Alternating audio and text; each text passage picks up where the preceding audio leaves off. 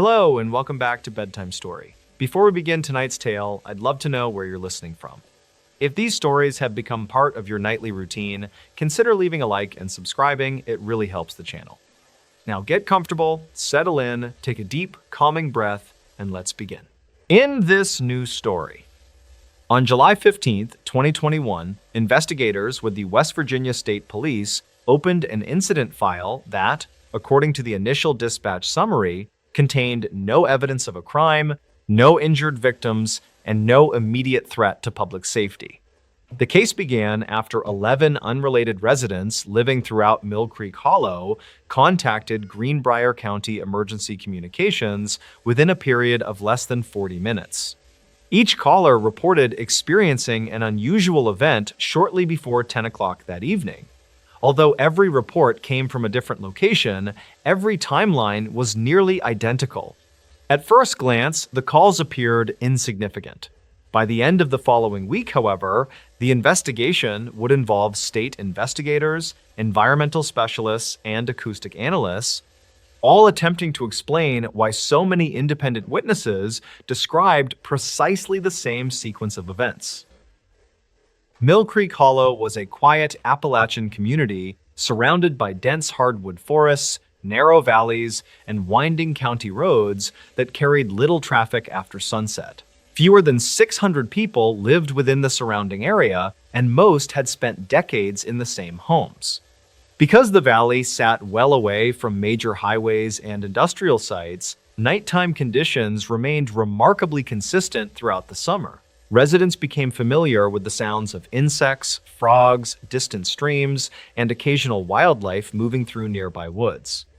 Any change in those familiar sounds was immediately noticeable, which later became one of the most important factors investigators considered while reviewing witness statements collected throughout the investigation. The first emergency call reached dispatch at 9:58 p.m. from a retired elementary school principal who had been sitting on her back porch preparing to go inside for the evening. According to the dispatch recording, she explained that every natural sound surrounding her property had stopped at exactly the same moment. The insects became silent, the frogs near the creek stopped calling. Even a neighbor's dogs, which barked almost every night, became completely quiet. The silence lasted only a few seconds before a deep, unfamiliar vibration passed through the valley. The caller struggled to compare the sound with anything she had previously experienced, describing it as something that could be felt more easily than heard. Moments later, every normal nighttime sound returned without explanation. Dispatchers initially treated the report as an isolated environmental complaint until additional calls began arriving from opposite ends of the valley. None of the callers mentioned hearing sirens, aircraft, construction equipment, or explosions. Instead, every statement followed the same pattern. An abrupt silence spread across the surrounding landscape. Several seconds later, a low vibration moved through the area before disappearing almost immediately. The event lasted less than 15 seconds in every report. More importantly, none of the callers knew that anyone else had contacted emergency services. Their descriptions were recorded independently, eliminating the possibility that later witnesses had simply repeated details they had heard from neighbors or local news. Sheriff Daniel Hensley reviewed the overnight dispatch log before deputies began their morning patrols.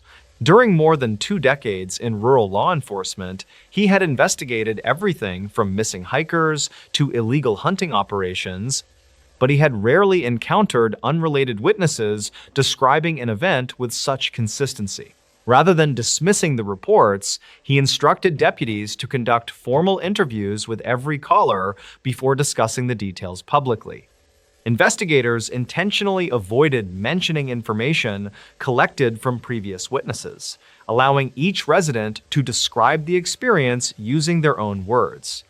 By late afternoon, the interview transcripts revealed striking similarities not only in the sequence of events, but also in the estimated duration of each stage. The investigation expanded the following evening after 19 additional residents reported nearly identical experiences. Unlike the previous night, however, several callers happened to be outdoors together with family members when the event occurred. Independent statements from spouses, adult children, and visiting relatives all confirmed the same timeline. The surrounding wildlife became silent first. The unusual vibration followed several seconds later. Everything returned to normal almost immediately afterward. Investigators compared the statements without finding meaningful contradictions. Differences appeared only in how individual witnesses described the sound itself. Some believed it resembled distant machinery, while others compared it to a slow vibration traveling through the ground. None considered the description entirely accurate. By the third day, investigators began examining environmental explanations before considering anything else. Representatives from the local electric cooperative confirmed that substations and transmission lines had operated normally throughout the reported times. The National Weather Service reviewed atmospheric conditions and found no evidence of thunderstorms, seismic activity, or unusual temperature inversions capable of producing widespread acoustic distortions. Wildlife biologists familiar with Appalachian ecosystems acknowledged that predators occasionally caused insects to become quiet, but they emphasized that such behavior typically remained confined to relatively small areas. The reports from Mill Creek Hollow covered nearly 10 square miles, making an ordinary biological explanation increasingly difficult to support. Recognizing the consistency between witness statements, the sheriff requested assistance from the West Virginia State Police. Investigators established observation points throughout the valley, placing deputies and technicians at locations chosen according to the previous night's reports. Every observer synchronized their watches using dispatch time before remaining in radio silence unless something unusual occurred. Shortly before 10 o'clock, each team independently documented the surrounding wildlife becoming completely quiet. 6 seconds later, investigators reported detecting the same low-frequency vibration described by local residents. What immediately complicated the investigation was the inability of any observer to determine where the sound had originated. Teams positioned miles apart pointed toward entirely different directions when later reconstructing the event.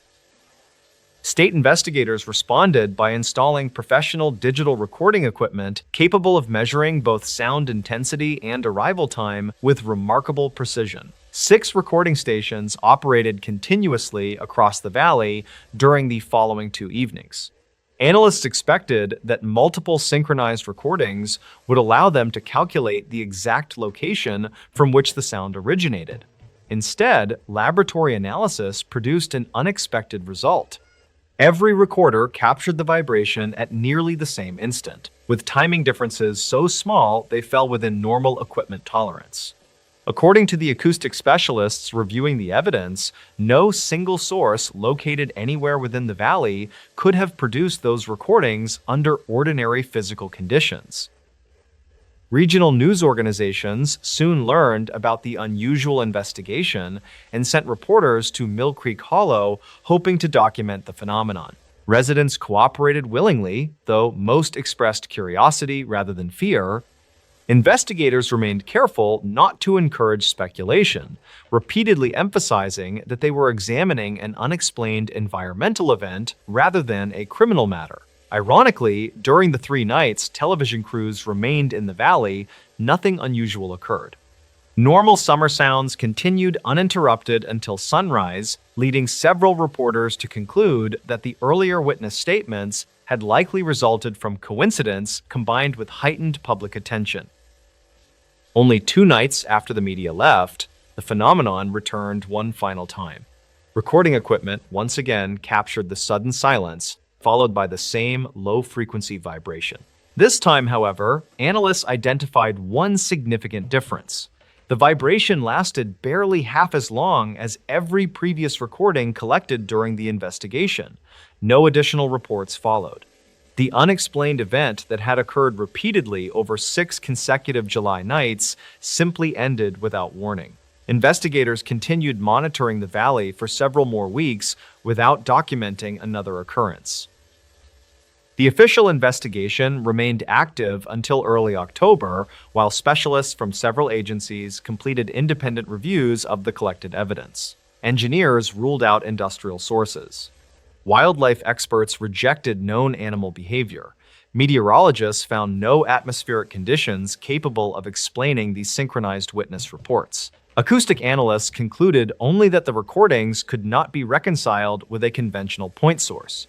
Without injuries, property damage, or evidence of criminal activity, investigators eventually classified the case as an unexplained environmental incident and archived the file. Although the conclusions satisfied administrative requirements, it answered none of the questions raised by the investigation itself. Nearly 3 years later, while older county records were being digitized, an evidence technician discovered a handwritten sheriff's report dated July 1974. The brief document described multiple residents reporting an unexplained period of silence, followed by a low vibration occurring over several consecutive evenings within the same valley. The report contained no photographs, recordings, or scientific analysis, only witness statements remarkably similar to those collected almost 5 decades later. Investigators had reached the same conclusion then that modern investigators reached in 2021. Something unusual had undoubtedly occurred, yet no available evidence identified what it had been. That unanswered question remains preserved inside Incident File 21-417, a case remembered not because investigators failed to examine every possibility, but because every reasonable explanation ultimately failed to explain every fact. In this new story, on July 26, 2019, emergency responders were dispatched to a narrow stretch of State Route 16 in southern West Virginia after several passing motorists reported finding an abandoned pickup truck resting against a roadside guardrail. The collision itself appeared minor. The airbags had not deployed, the windshield remained intact, and investigators found no evidence suggesting another vehicle had been involved. What immediately concerned deputies was the complete absence of the driver. The truck's engine was still warm when the first deputy arrived, the headlights remained on, and the driver's wallet, cell phone, and vehicle keys were all found inside the cab. Under ordinary circumstances, investigators expected to locate the driver somewhere nearby within a matter of minutes. Instead, the search developed into one of the most unusual missing person investigations the county had handled in years. The truck belonged to 43-year-old Michael Turner, an electrical contractor from Beckley who had spent the afternoon inspecting power equipment at several rural substations following severe summer storms earlier that week. Company records confirmed he completed his final inspection shortly after 8 o'clock before beginning the 70-minute drive home. GPS records taken from his work tablet showed nothing unusual during most of the journey. He stopped briefly at a gas station, purchased coffee, and continued north along the same highway he had driven dozens of times before. Security cameras showed him leaving alone. Nothing in his behavior suggested confusion, distress, or any intention of changing his route.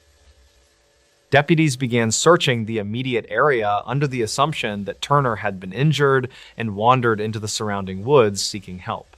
Volunteer firefighters, tracking teams, thermal imaging drones, and canine units spent the remainder of the night examining nearly 3 miles of steep forest surrounding the crash site. Fresh tire marks confirmed the pickup had gradually drifted onto the shoulder before striking the guardrail at relatively low speed. There were no signs of sudden braking, evasive steering, or mechanical failure.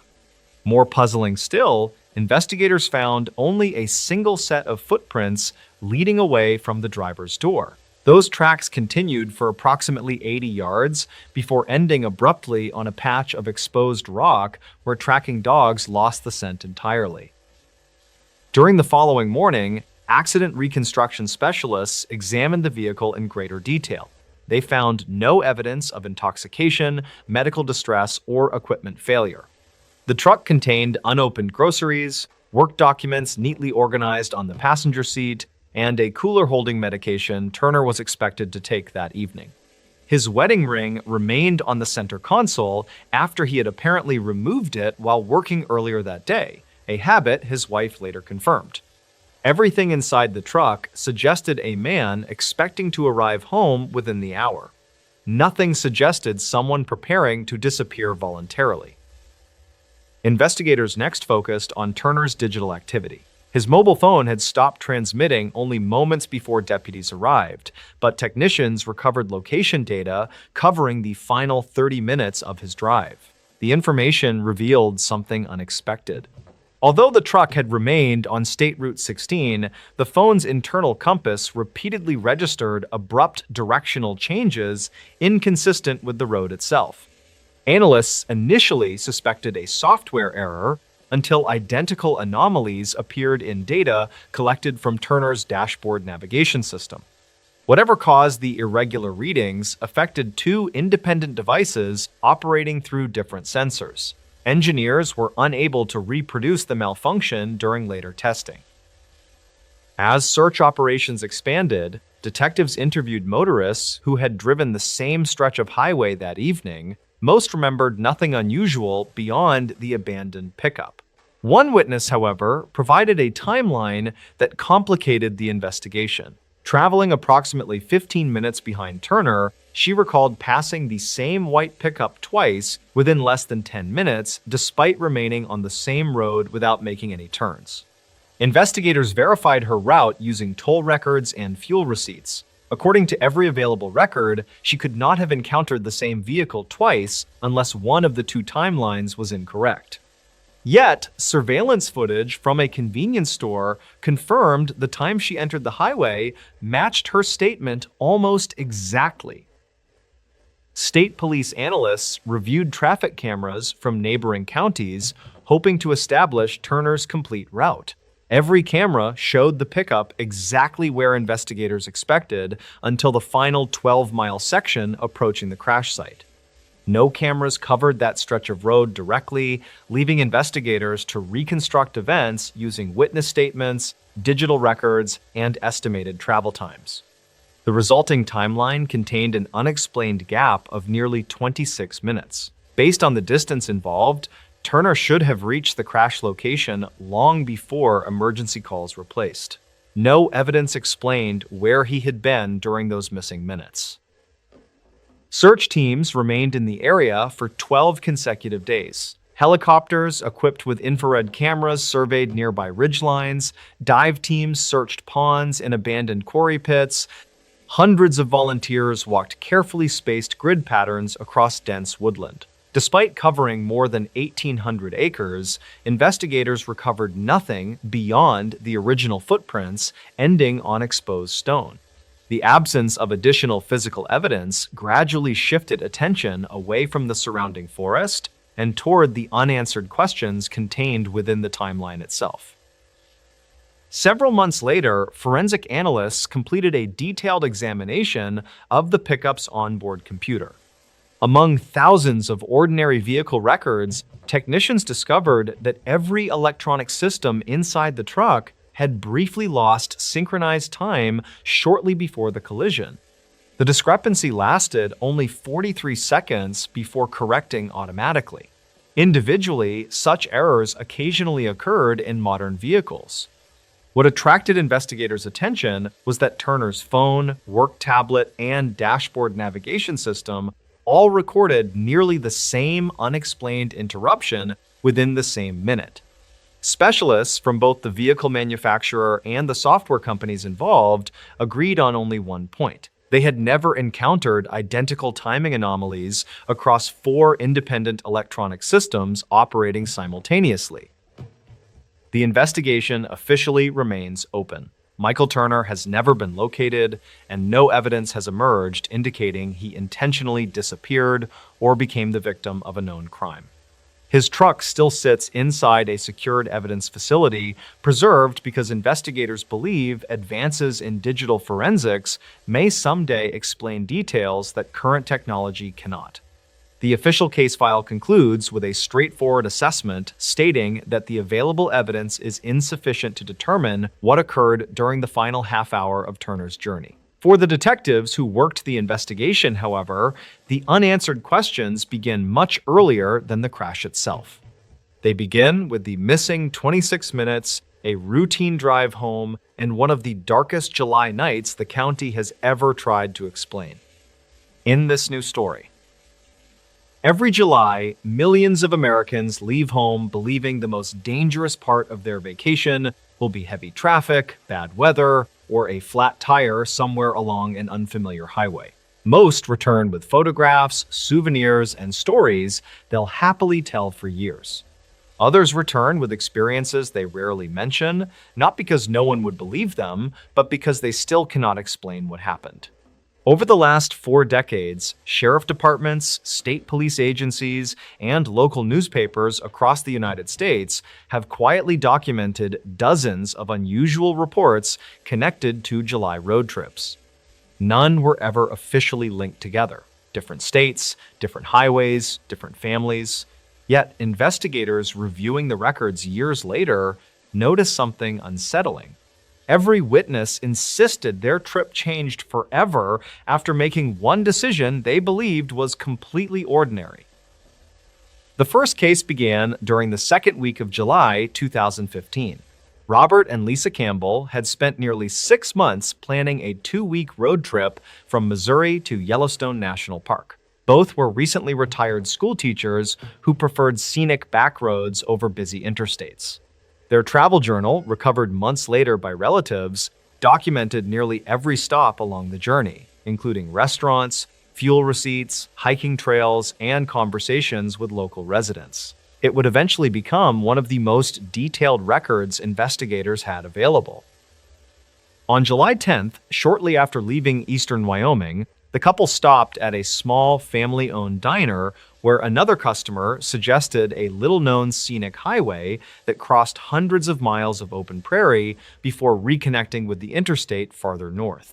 According to him, the drive offered spectacular sunsets and almost no traffic. Robert marked the route inside his paper atlas before thanking the man. Security footage later confirmed the conversation lasted less than 2 minutes. No one ever identified the traveler who recommended the road.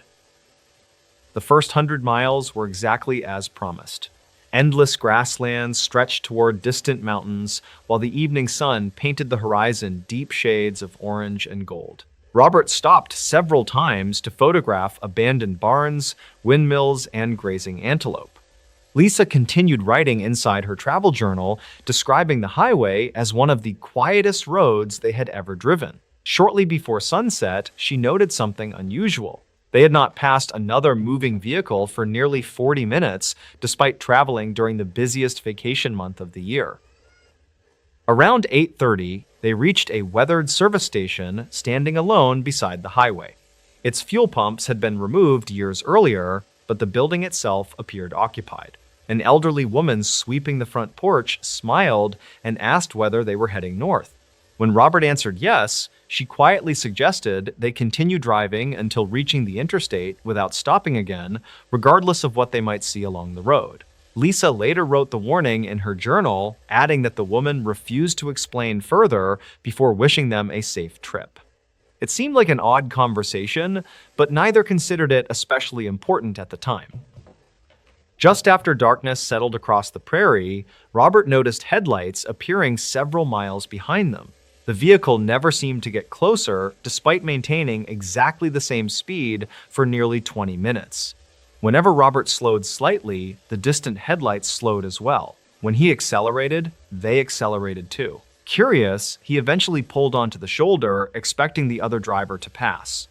Instead, the headlights stopped almost half a mile away and remained perfectly still. After waiting several minutes, Robert returned to the highway. The distant lights resumed, following at exactly the same distance. They reached the interstate shortly before 10 and immediately noticed the headlights disappear. Relieved, they continued toward Billings without discussing the incident further. The following morning, while reviewing photographs from the previous evening, Lisa discovered something unexpected. One image, captured during sunset, clearly showed the highway stretching behind their vehicle for several miles. There were no headlights anywhere on the road. The timestamp matched the exact period when both insisted another vehicle had been following them. Photography specialists later confirmed the image showed no signs of digital alteration. The second case occurred 3 years later during July 2018 in northern Maine.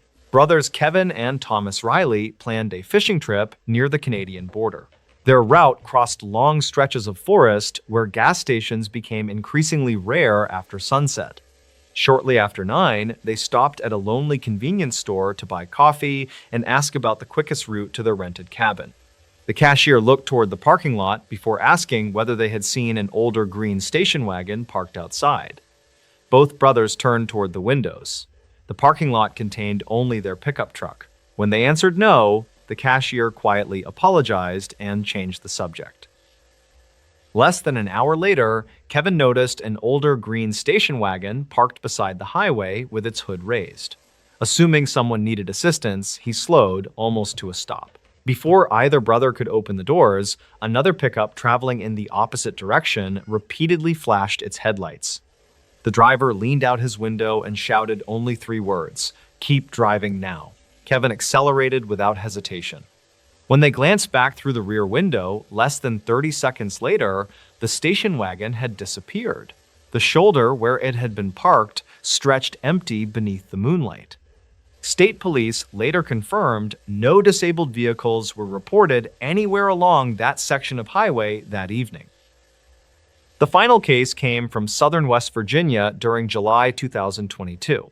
Emily Foster, a travel nurse from North Carolina, accepted a temporary assignment in Charleston and decided to spend several days exploring small Appalachian towns before beginning work.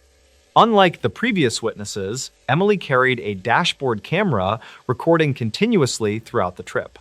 Shortly after entering an isolated mountain highway, she encountered a handwritten detour sign directing traffic away from ongoing bridge repairs. The route eventually led through a nearly abandoned coal community where every storefront appeared empty except one small grocery store still displaying fresh produce outside the entrance. Emily purchased bottled water, spoke briefly with the elderly owner, and continued driving. The receipt recovered from her wallet showed the purchase occurred at 4:23 that afternoon.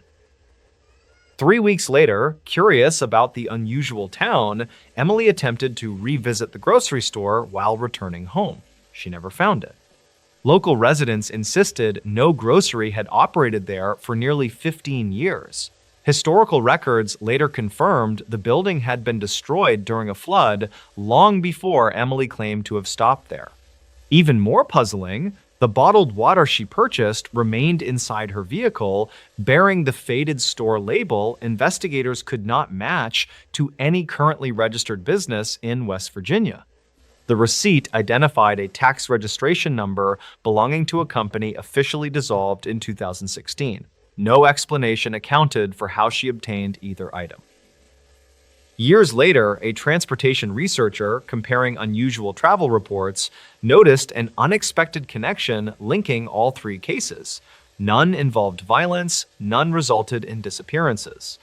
Every traveler returned home safely, yet each witness received an unexplained warning from a stranger shortly before experiencing something investigators could never verify. The warnings differed only slightly. Keep driving. Don't stop. Stay on the highway. Reach the interstate before dark. No official investigation ever determined why those warnings appeared so consistently across different states separated by thousands of miles. Perhaps they meant nothing at all. Or perhaps every July, somewhere along America's loneliest highways, ordinary travelers unknowingly pass through places where experienced locals understand one simple rule far better than any map ever could. Strange things happened on our June road trip after midnight. Deep in the remote stretches of the Texas Hill Country, a routine nocturnal drive became a completely unexplainable, terrifying nightmare. During the incredibly humid summer of 2022, young travelers encountered something that defies basic, logical, scientific explanation. What regional law enforcement eventually uncovered entirely, completely destroyed the quiet, peaceful illusion of that specific rural desert community forever. Archived notes from the massive official investigation describe a highly disturbing timeline of events that still haunts state police today. 28-year-old David Miller worked as a dedicated corporate accountant, simply trying to relocate his small family safely. His capable traveling partner was a 26-year-old freelance photographer named Lisa, who actively documented rural historical landscapes. Their primary summer objective required them to drive safely across the desolate Texas wilderness, far away from heavily congested interstates. The county file from 2009 actually mentioned several highly unstable, dangerous sinkholes forming throughout that exact rural region.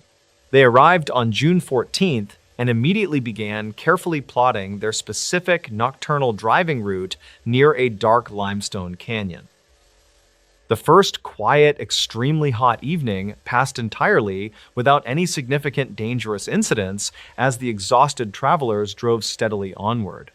State records confirm that severe, scattered desert thunderstorms unexpectedly bypassed their specific elevation despite highly ominous regional weather forecast predictions.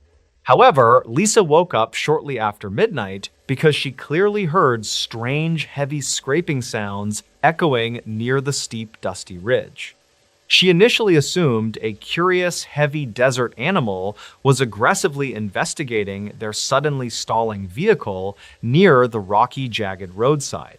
When she cautiously looked directly outside, the heavy metallic scraping sounds instantly ceased in the hot, oppressive summer nocturnal darkness.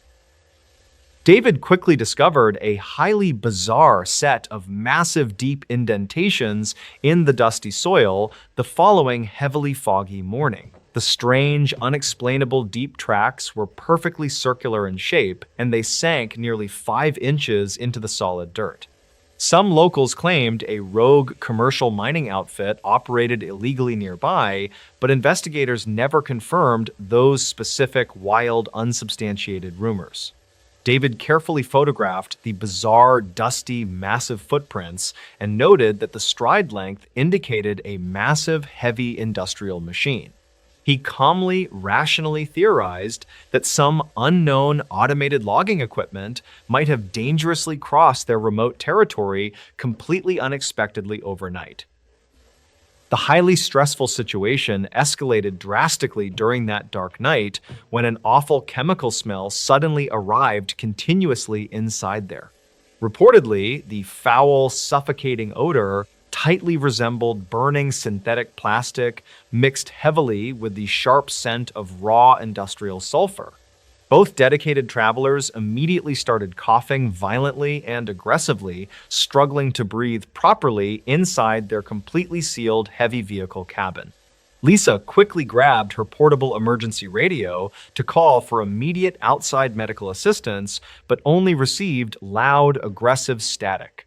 Dispatch logs show no emergency distress calls were ever successfully officially recorded by the regional ranger station during that month.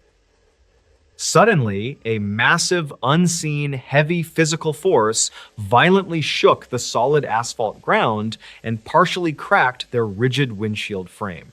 David scrambled frantically out the dark open door and desperately aimed his high-powered thermal imaging camera directly pointing upward. The glowing digital screen instantly revealed an enormous, intense heat signature standing perfectly still behind a large dead oak tree. The strange glowing thermal image lacked any discernible biological features and completely blocked the normal ambient background radiation thermal signatures. Records conflict regarding exactly how long they silently, terrifyingly watched the imposing bright anomaly before it slowly, finally, silently retreated. Morning light quickly, clearly revealed that their specialized digital navigation equipment was completely shattered into tiny, useless, broken, jagged pieces. David frantically, urgently insisted they absolutely needed to abandon their remaining travel gear and hike toward the main rural highway. Lisa completely strongly agreed, but they soon realized their backup analog compasses were constantly displaying completely erratic, unexplainable magnetic headings. They were effectively hopelessly, completely lost in a massive, unforgiving wilderness region known for permanently disorienting, highly experienced, rugged survivalists. The desperate, anxious travelers decided to blindly, consistently follow the slow, dusty trail, hoping it safely intersected a paved road. They hiked for 12 grueling, painful hours through thick, thorny underbrush while constantly feeling intensely, directly, violently watched closely behind. Archived notes from Lisa stated she repeatedly caught brief, terrifying glimpses of pale, smooth, large objects moving swiftly entirely nearby. Every single time she abruptly stopped to firmly point out the hidden observer, the pale, unknown shapes instantly, completely vanished. Utter physical, mental exhaustion eventually heavily forced them to quickly establish a completely vulnerable, unprotected makeshift camp by the car. They huddled tightly, safely together by a small, warm fire while strongly clutching their sturdy walking sticks for necessary protection. Around 2 in the freezing morning, the surrounding dark, dense desert suddenly fell totally dead silent as wild insects stopped. A deep, guttural, mechanical humming sound slowly, continuously began to violently vibrate through the damp dirt beneath their heavy boots. Some locals claimed strange underground natural gas releases occasionally plagued the Texas region, but geologists officially formally found zero evidence. David frantically, aggressively scanned the pitch-black distant tree line with his thermal camera, but the expensive digital battery exploded. Lisa screamed out loudly in absolute sheer, unadulterated terror when a tall, pale, smooth shape casually stepped into the firelight. The towering, featureless, pale entity did not overtly, aggressively attack them, but simply stood motionless, completely staring blankly directly ahead. David slowly, hesitantly reached for his heavy orange flare gun, but his frozen, numb fingers were constantly heavily trembling violently. The bizarre, towering, unknown creature emitted another deep, deafening, humming vocalization that violently, instantly extinguished the warm, bright campfire flames. Plunged into total, suffocating, pitch-black darkness, the two terrified close friends blindly, frantically ran into the treacherous, thorny desert. They hopelessly, blindly sprinted continuously through the dense, tangled brush until they eventually physically separated from each other completely forever. A commercial desert survey operator miraculously, happily found Lisa wandering aimlessly near a heavily designated rural gravel public access channel. The young, traumatized photographer was severely badly dehydrated and suffering from multiple minor bleeding lacerations caused by sharp, jagged cactuses. State records confirm she was quickly, safely, immediately transported to a local regional medical hospital and strictly chemically treated properly. When heavily armed local police deputies eventually carefully, safely navigated back to retrieve the abandoned vehicle, they discovered sheer chaos. The heavy, durable steel car doors were completely, entirely melted into toxic puddles, and all metal engine components were twisted. David was tragically completely never seen again, despite the massive, highly coordinated regional search effort spanning 3 adjacent dry counties. Highly trained tracking search dogs completely, entirely lost his distinct individual scent trail near the steep edge of rocky cliffs. Law enforcement officials strongly, firmly suspected the blindly, quickly fleeing accountant accidentally, fatally fell into the massive, dark, hidden sinkhole. However, they absolutely could not logically, realistically explain how the heavy vehicle equipment was completely melted by extreme high temperatures. The overwhelming, putrid atmospheric sulfur smell and the highly localized underground ground vibrations also strictly remained completely, totally, officially unsolved. Lisa completely, permanently, fully abandoned her promising freelance rural photography career and rapidly moved to a bustling, noisy, crowded city. She completely, absolutely, strictly refused to conduct any further public media interviews regarding her terrifying, unexplainable, deep, dark desert experiences. She eventually quietly, safely wrote a highly obscure, completely anonymous internet blog detailing her intense, lingering, severe, heavy psychological trauma. Reportedly, she deeply, severely suffered from chronic, daily, heavy insomnia and constant, terrifying nightmares featuring tall, faceless, smooth, looming entities.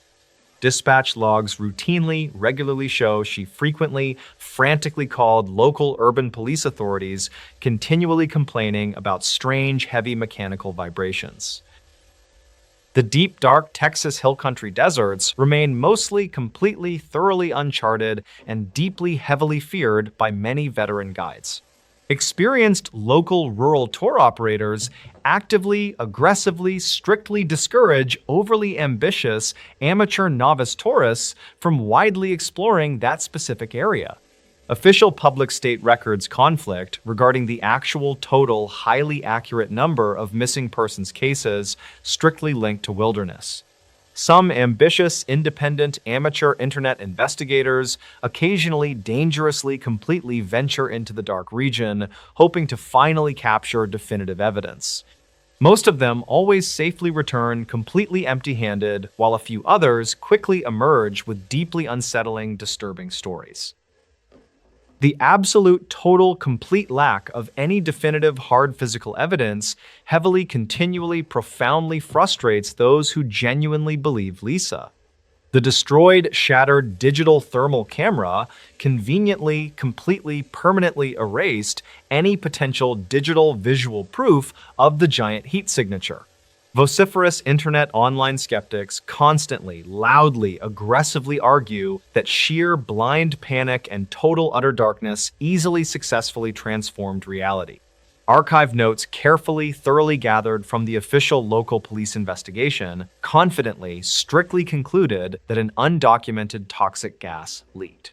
Yet, the exact, highly specific, true physical origin nature of those massive, perfectly smooth circular tracks remains completely officially contested.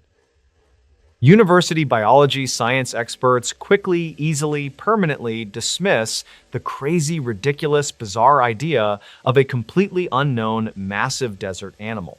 They firmly, constantly, strongly argue that an active, healthy, massive breeding population of large hidden creatures would leave physical evidence.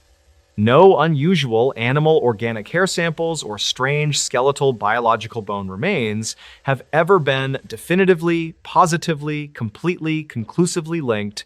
Some locals claimed the federal, national, centralized government quietly, aggressively, permanently suppressed the actual truth to secretly protect classified operations.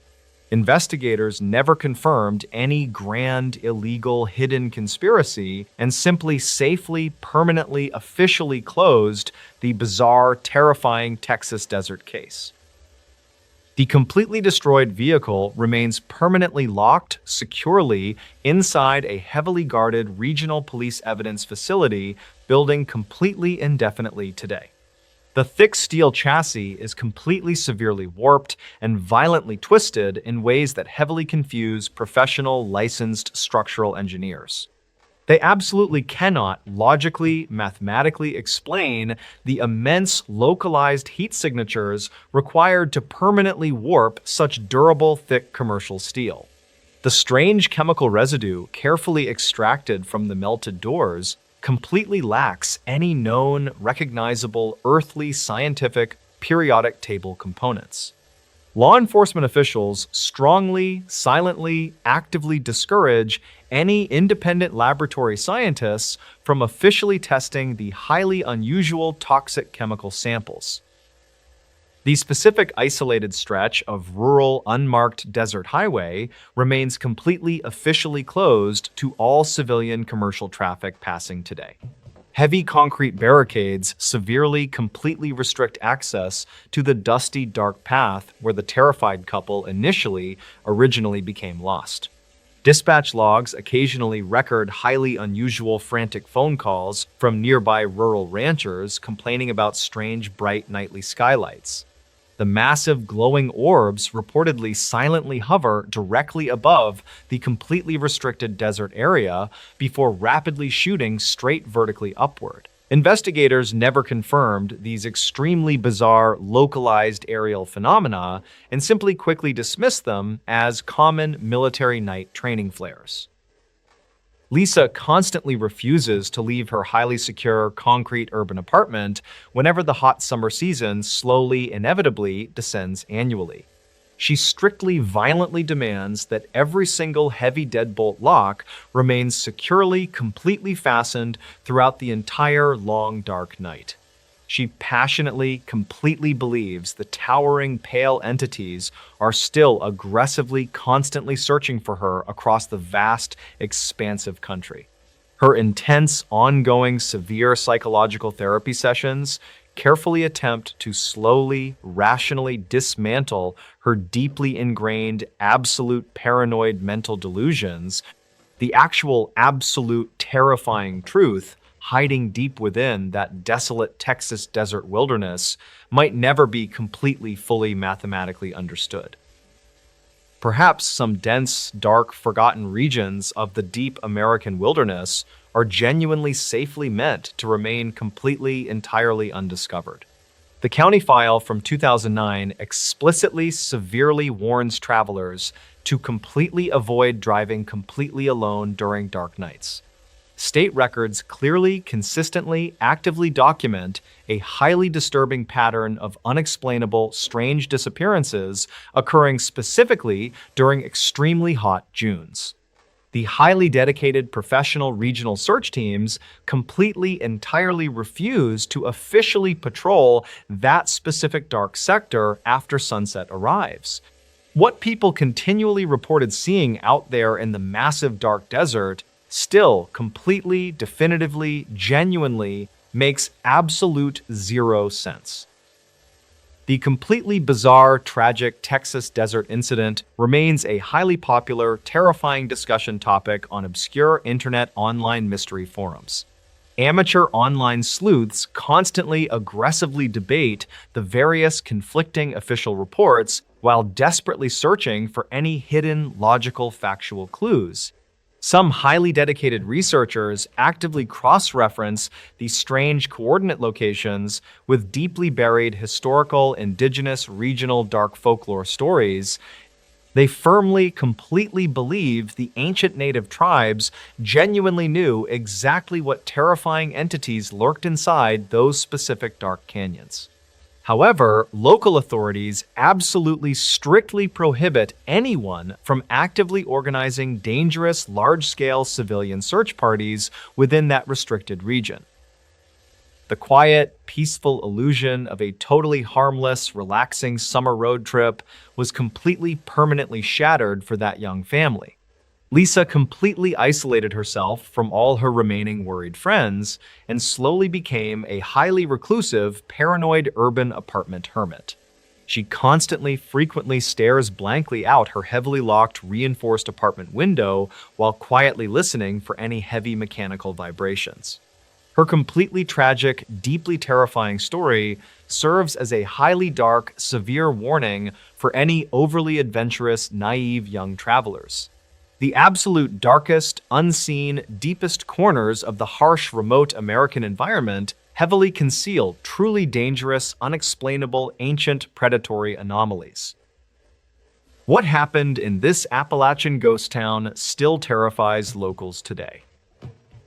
A freezing rain began to fall over the remote coal valley of Cinder Creek on the 9th night of October 1982. Local dispatch logs later showed that 3 separate emergency calls were placed from the mountain community within a 10-minute window. Each caller reported hearing a low and rhythmic thumping sound that seemed to vibrate directly through their living room floors. State records from that weekend indicated that the state police sent 2 troopers to investigate the unusual disturbance. When the officers arrived at the valley entrance, they found a deserted highway and a town that was completely dark. The local authorities never found a definitive explanation for why an entire community abandoned their homes in a single hour. Gideon Vance was a 38-year-old timber cruiser who spent his days assessing hardwood forests in Western Virginia. He had lived near the mouth of Cinder Creek his entire life and knew the steep mountain paths by heart. On that particular dreary morning, his only goal was to evaluate a dense stand of white oak near the ridgeline. He packed his iron marking axe and a worn leather field journal into the cab of his four-wheel drive truck. The morning air smelled strongly of wet coal dust and decaying leaves as he started his slow ascent up the mountain. He expected a routine day of measuring trunk diameters and noting boundary markers through the heavy mountain mist. By 4 in the afternoon, a dense and suffocating fog began to roll through the deep gaps in the mountain ridge. Gideon noticed that his pocket watch had stopped ticking entirely, which was highly unusual for a reliable mechanical timepiece. He packed his gear early and decided to walk back down toward the settlement before the mountain trail became treacherous. As he emerged from the tree line above the valley, he noticed that the entire town was shrouded in complete darkness. The streetlights were completely dead, and not a single window showed the warm glow of a lamp or a television screen. He quickened his pace down the gravel road to check on his neighbors at the local store. Gideon parked his truck outside the Cinder Creek General Store and walked up the creaking wooden steps to the front door. The air was deathly quiet, and the only sound was the steady dripping of rain from the rusted tin roof drainage. He pushed the door open and found the interior completely undisturbed, with the cash register drawer still closed tightly.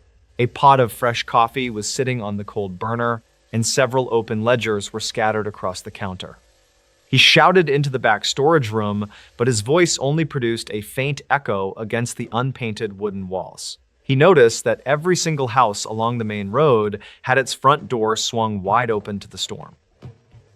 County files from 1982 later revealed that the state troopers found 24 vehicles left parked in their driveways. Gideon walked into the small valley schoolhouse and discovered that the children had left their woolen coats hanging on the wall. A charcoal chalkboard in the main classroom still displayed a spelling lesson that was dated for that exact Monday morning. He discovered several domestic pets wandering aimlessly through the muddy alleys, but there was no sign of their owners anywhere. The entire settlement felt like an open grave where a vibrant community had suddenly vanished without a single cry. He drove to the neighboring county seat to report the massive and inexplicable abandonment to the state authorities. He spent the next 4 days working alongside state investigators who arrived to secure the eerie and silent perimeter. Gideon used his intimate knowledge of the timber tracks to help the search teams systematically comb the surrounding mountain ridges. They found no signs of violence, no broken windows, and absolutely no footprints leading into the dense laurel thickets. Witness statements from a nearby logging camp indicated that no vehicles had passed through the valley road since the previous evening. A state police investigator named Silas Vance found a bizarre detail inside the abandoned rail depot at the edge of town. Some locals from the next valley claimed that the ground had been trembling for days before the disappearance. Silas discovered a series of deep fractures in the earth that ran directly parallel to the old iron railroad tracks. Gideon helped the investigator measure the deep fissures, which emitted a faint and bitter odor that smelled like sulfur. They found dozens of abandoned flashlights and heavy miner helmets scattered around the entrance of an old ventilation shaft. The tracks inside the shaft led deep into abandoned coal workings that ran directly beneath the residential section of the town. Mining archives showed these particular tunnels had been closed down by the federal government back in 1965. Investigators never confirmed whether an illegal salvage operation had been active inside the dangerous and unmapped subterranean passages. The investigators recovered a waterlogged leather notebook from a metal locker inside the foreman office at the depot. Archive notes from a retired rail supervisor indicated that a massive underground pocket of methane gas had been expanding for months. The final handwritten entry described a sudden shift in the mountain bedrock that threatened to collapse the entire valley floor. The supervisor wrote that the air quality had dropped below safe levels and made an immediate evacuation absolutely necessary. They apparently fled into the deep mountain tunnels to escape the toxic fumes because the highway was blocked by a rock slide. Records conflict regarding whether the residents ever emerged from the complex network of interconnected cavern systems on the other side. The state authorities ultimately classified the valley as a permanent hazard zone and restricted all public entry with high fences. Gideon stood on the ridge months later and watched heavy machinery dump tons of gravel into the main valley entrance. The empty houses of Cinder Creek remained standing as rotting skeletons of a town that was swallowed by the mountain. Investigators closed the official file, but the true location of the residents remains a dark mystery among the regional population. The silent and overgrown valley is the only remaining reminder of the night an entire Appalachian community vanished into thin air. In this new story, the Appalachian Mountains stretch for more than 2,000 miles across the eastern United States, passing through 14 states and thousands of small communities. Millions of people hike its trails every year without incident. Families camp beside its rivers, hunters disappear into its forests before sunrise, and retired couples spend quiet weekends driving its scenic roads. Yet, despite its popularity, there are stories that rarely appear in travel brochures or history books. They survive through sheriff reports, ranger journals, local newspapers, and conversations shared on front porches long after the sun goes down. Most of these stories are never presented as proof of anything supernatural. Instead, they are remembered because no investigation, no expert, and no witness has ever been able to explain exactly what happened. This is one of those stories. In the autumn of 2019, documentary photographer Aaron Mitchell accepted a commission from a regional history museum in North Carolina. His assignment was simple: spend 3 weeks traveling through the Appalachian Mountains, photographing abandoned schools, churches, railroad depots, and coal camps before time erased them completely. Aaron was 45 years old, meticulous, and unusually patient. He preferred working alone, often waiting hours for the right natural light before taking a single photograph. His reputation depended on accuracy, and he never embellished his experiences to make a story more interesting. Friends often joked that Aaron could spend an entire day documenting an empty building without speaking to another person. That quiet personality made what happened during his assignment even more difficult to dismiss. His journey began without incident. During the first week, he photographed abandoned mining communities across southwest Virginia before crossing into eastern Tennessee. Every evening, he uploaded his photographs, backed up his equipment, and wrote detailed notes describing each location. Those journals would later become one of the most important parts of the investigation because they documented exactly where he traveled, who he interviewed, and what he experienced each day. Nothing unusual appeared until the afternoon of October 14th, when he stopped at a nearly forgotten mountain church outside a community that no longer appeared on most modern maps.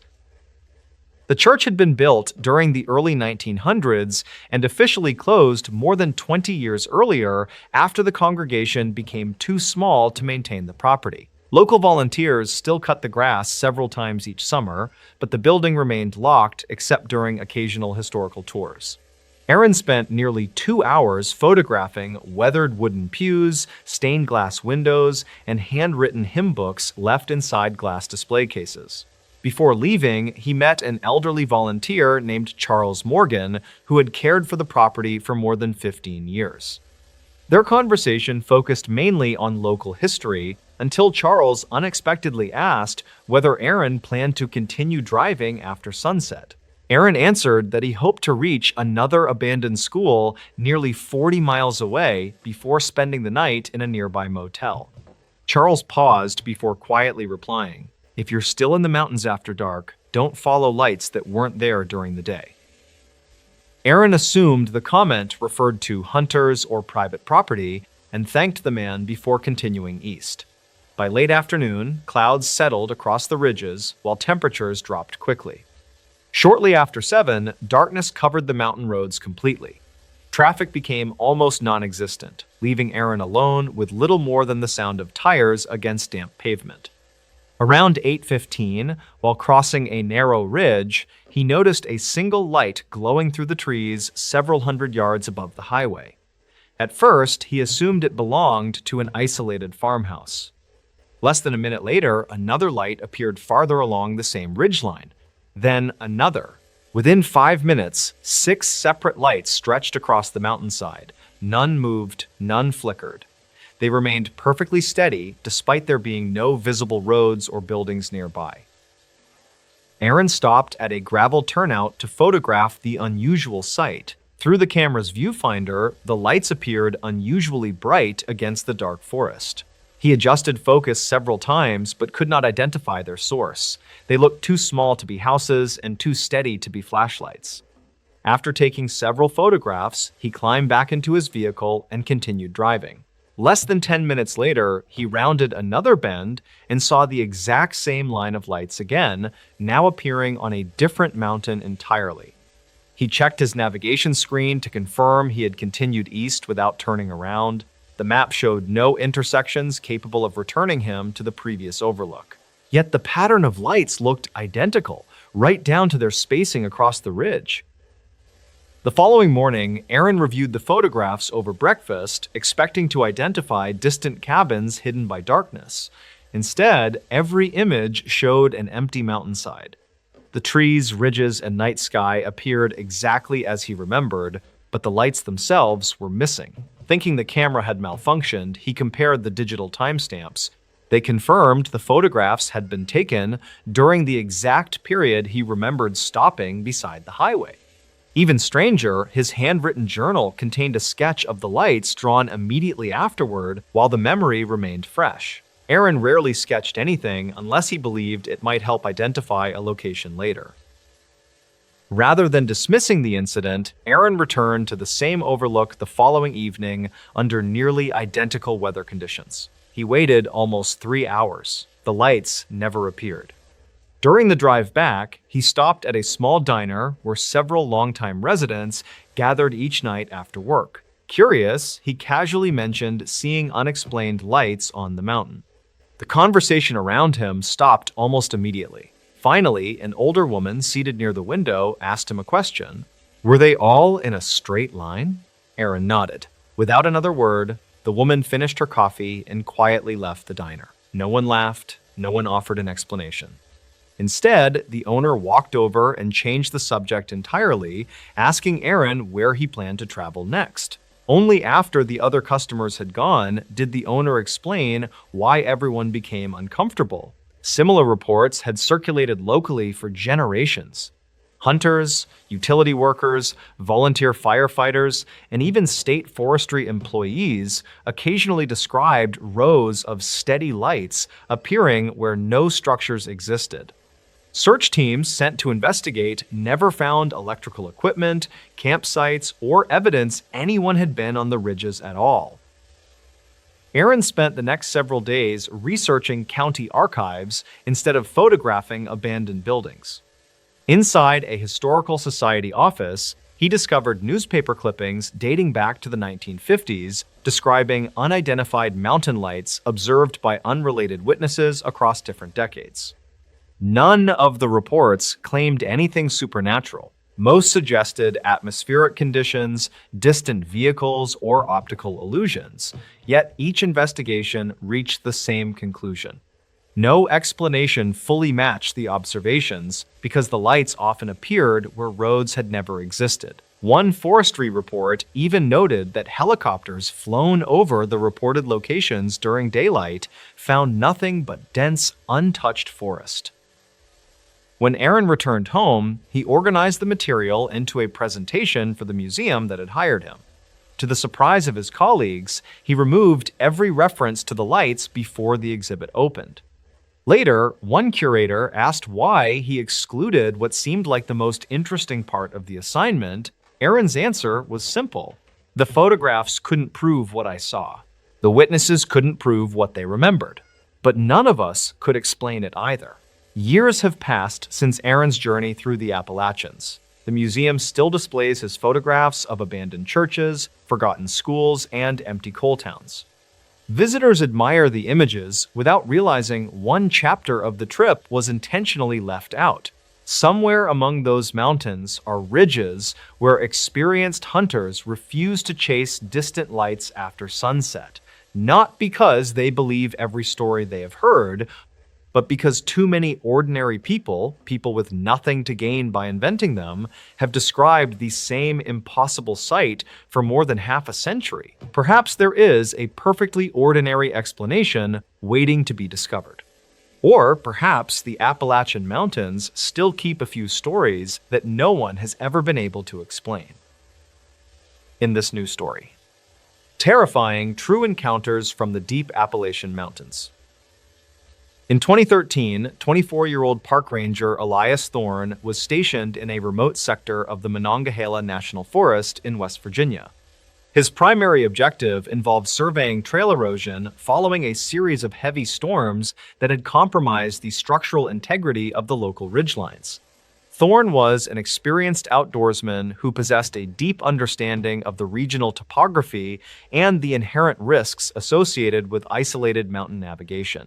Reportedly, he had completed hundreds of similar solo patrols without incident during his 3-year tenure with the Forestry Department. However, county files from 2013 indicate that his final scheduled check-in never reached the regional dispatch center that evening. The initial search efforts commenced within 6 hours of the missed radio contact as local authorities followed the documented route left in the official logs. State records indicate that search parties found Thorne's abandoned utility vehicle parked at a designated trailhead with his personal gear still inside the cabin. Some investigators noted that the driver's side door remained wide open despite the approaching cold front and the significant drop in ambient temperature. Archived notes from the primary search coordinator describe a scene where there were no signs of a struggle or any forced entry. Dispatch logs from that night confirm that a heavy fog rolled through the valley, which significantly hindered the visibility for the ground teams. By the morning of the second day, a group of local volunteers claimed they discovered a series of unusual depressions in the soft mud. Investigators never confirmed if these markings were of human origin or simply the result of natural erosion occurring near the creek bed. State records show that the tracks led toward a steep limestone cavern system that was not marked on any of the modern geological maps. According to several archived notes from the period, the cave entrance appeared to have been recently disturbed by something of significant physical mass. The team found a single torn piece of a standard forestry uniform snagged on a sharp rock fragment deep within the dark passage. A secondary forensic team arrived on site to examine the evidence, but they found that the subterranean environment was too unstable for a full descent. Records conflict regarding the exact depth of the shaft and whether the sounds reported by the volunteers were echoes or something more tangible. Some locals claimed they heard a rhythmic metallic scraping emanating from the limestone depths during the quiet hours of the early morning search. County files from 2013 reflect that no animal known to the region would produce a sound matching the descriptions provided by those witnesses. The official investigation eventually stalled due to the lack of physical remains and the increasingly hazardous conditions inside the crumbling cavern system. As the weeks passed into 2014, search teams expanded their radius to include the higher elevation ridges located several miles from the vehicle. Records from the county sheriff department indicate that a second-person 29-year-old surveyor named Sarah Miller also went missing nearby. Miller was reportedly working on a private land assessment project when her equipment was found neatly stacked on a granite boulder. State records show that her GPS unit had been placed on top of the stack and was still powered on when found. Investigators never confirmed why she would abandon her high-value tools in the middle of a shift during broad daylight. Archive notes from the Miller case file describe a series of inconsistent witness accounts regarding her movements on the day she vanished. Some locals claimed they saw a figure matching her description walking toward the high peaks without any of her necessary safety gear. Dispatch logs from that afternoon do not record any distress signals or calls for assistance from her assigned mobile radio unit. State records indicate that the search for Miller was eventually merged with the ongoing investigation into the disappearance of Elias Thorne. Authorities noted that both individuals were last seen within a 5-mile radius of the same unmapped limestone cavern system. During the summer of 2014, a team of specialized cave divers attempted to explore the flooded lower chambers of the mountain range. County files from 2014 suggest that the divers discovered a series of narrow tunnels that showed evidence of human occupation. Archive notes describe the presence of several rusted tools and fragments of clothing that appeared to date back several decades. Investigators never confirmed if these items belonged to recent missing persons or to workers from an abandoned mining operation. Records conflict about whether the tunnel system connects to the surface at any point other than the main limestone entrance. One diver reportedly claimed that he saw a series of deliberate markings etched into the stone walls deep beneath the waterline. These markings appeared to be a set of dates and initials, but the silt levels made it impossible to capture clear images. State records show that the diving operation was terminated early after 2 members of the team experienced unexplained equipment malfunctions. Dispatch logs indicate that both divers reported a sudden and total loss of their primary lighting systems simultaneously while in separate chambers. No technical reason for the double failure was ever identified by the equipment manufacturers during the subsequent forensic review. 14 months later, a pair of hikers in a neighboring county located a rusted handheld radio resting on a high rocky ledge. State records verify that the serial number on the device matched the unit issued to Thorne before his disappearance. The ledge was located over 12 miles away from the original search area and required a level of climbing skill Thorne did not possess. Investigators found that the battery had been removed and the internal components were completely corroded by long-term exposure. There was no explanation for how the device reached such a remote and inaccessible location without the use of specialized gear is less than hashone. Zero hash is greater than. Historical data from the county archives mentions a similar series of unexplained disappearances that occurred in the same region in 1976. State records from that era describe a group of 4 experienced backpackers who vanished while navigating the Monongahela forest ridgelines. According to archive notes, the only evidence found was a single tent that had been sliced open from the inside. Investigators never confirmed if the cuts were made by a tool or by the jagged rocks surrounding the campsite. Some locals claimed that the hikers had wandered into an area known for magnetic anomalies that interfere with compass readings. Dispatch logs from 1976 indicate that search teams were forced to retreat due to a sudden and uncharacteristic seismic event. State records show that the ground tremors caused significant shifts in the local cave systems, which altered the landscape permanently. Archive notes from the time suggest that several previously known entrances were swallowed by the shifting limestone plates during the event. Investigators never confirmed if the missing backpackers were trapped in the lower chambers when the geological shift occurred. The files were eventually closed due to a lack of physical evidence or credible leads regarding their final coordinates. In 2015, a local rancher reported finding an old leather satchel partially buried in a dry creek bed near the mountain base. State records indicate that the satchel contained a set of handwritten journals belonging to an unknown individual from 2012. Archive notes from the forensic examination describe the entries as a series of meticulous observations regarding the movement of local wildlife. One specific entry reportedly mentions a large bipedal figure that the author observed watching the camp from the tree line. Investigators never confirmed the identity of the journal author or why the satchel was abandoned in such a precarious spot. The journals also contained a hand-drawn map of the limestone cavern system that featured several exits not found on modern maps. State records show that one of these exits was located near the ledge where Thorne's radio was discovered later. Some investigators questioned if a hidden network of tunnels allowed for rapid movement across the difficult mountain terrain without being detected. Dispatch logs from 2015 indicate that a brief follow-up search was conducted based on the coordinates in the journal. However, the teams found that the specific area mentioned had been covered by a massive rockfall following the 2013 storms. County files from 2016 detail a report of strange light patterns observed by commercial pilots flying over the Monongahela region.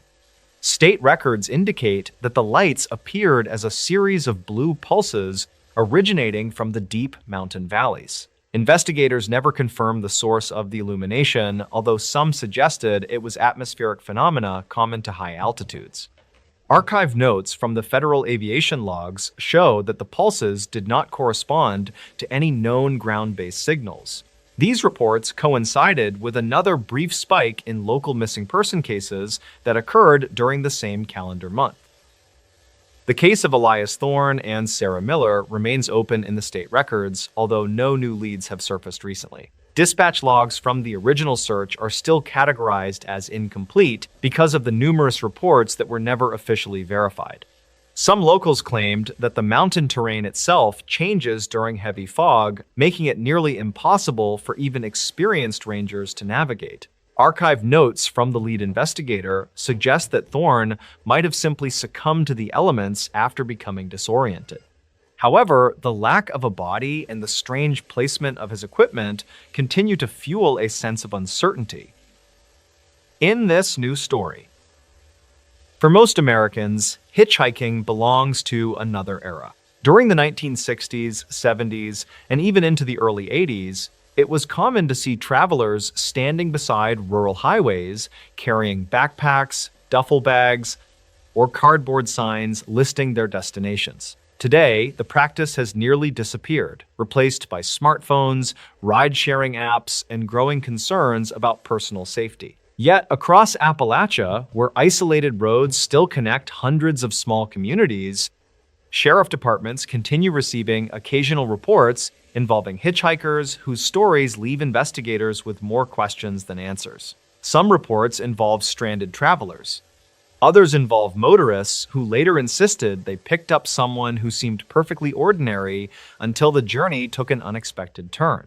The following case remains one of the strangest ever documented along the back roads of eastern Kentucky. During the final week of October 2017, 49-year-old Daniel Brooks left Pikeville, Kentucky, shortly after sunset following a routine maintenance inspection at a communications tower. Daniel had worked as a field technician for nearly 20 years and often drove remote mountain roads long after dark. Friends described him as practical, patient, and difficult to rattle. His truck contained emergency supplies, extra fuel, recovery equipment, and printed county maps in case his navigation system failed. He had traveled nearly every road in eastern Kentucky and believed there were very few surprises left in the Appalachian Mountains. Around 8:45 that evening, Daniel entered Kentucky Route 80 while taking a shortcut toward Prestonsburg. Traffic was unusually light. During nearly 30 minutes of driving, he encountered only two other vehicles. Autumn leaves covered the shoulders, while patches of low fog settled inside narrow valleys below the highway. The temperature had fallen into the upper 30s, making it unlikely anyone would be walking along such an isolated road. That assumption changed when Daniel rounded a sharp curve and saw a man standing beside an old wooden guardrail illuminated by his headlights. The stranger appeared to be in his late 60s. He wore a faded brown jacket, denim overalls, and carried a small canvas bag over one shoulder. He did not wave frantically or step into the roadway. Instead, he simply raised one hand as Daniel approached. Years working throughout rural Appalachia had taught Daniel that helping stranded travelers was still common in many mountain communities. He slowed, unlocked the passenger door, and asked where the man was headed. The stranger smiled politely before answering, just a little farther down the road.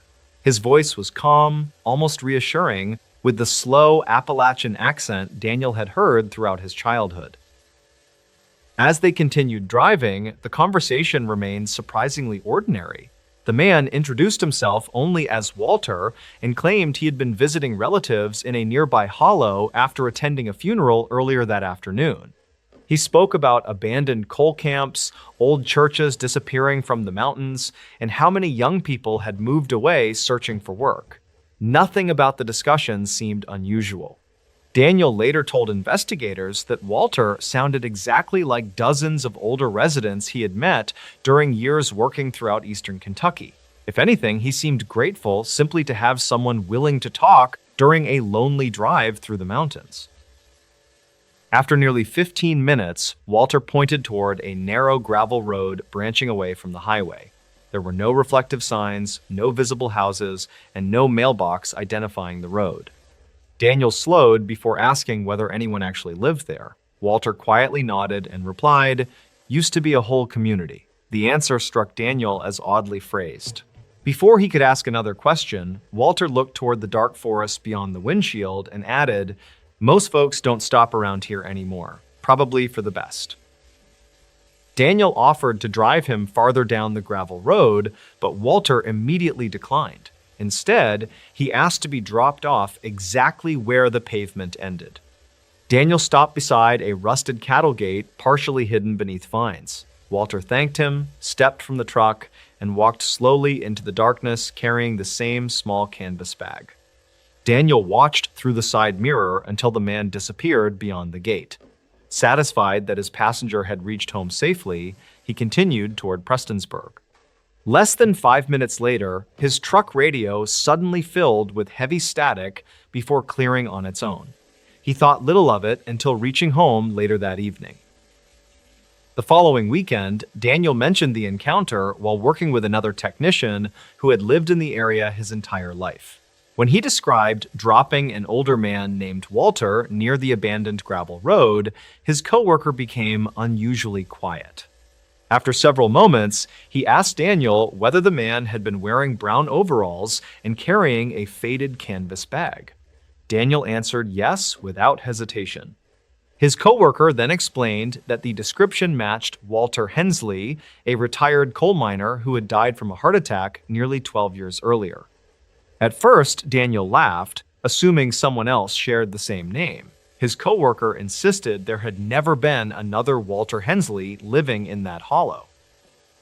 Curiosity eventually led Daniel to the Floyd County Historical Society, where volunteers maintained newspaper archives and cemetery records. They located Walter Hensley's obituary from November 2005.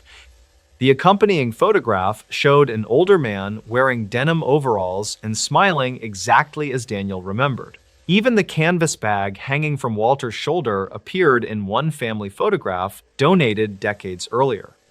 According to surviving relatives, the abandoned gravel road once led to a small mining settlement completely abandoned after flooding during the early 1990s. Today, little remained except broken foundations hidden beneath the forest. No permanent residents had lived there for years. Daniel never claimed he had encountered anything supernatural.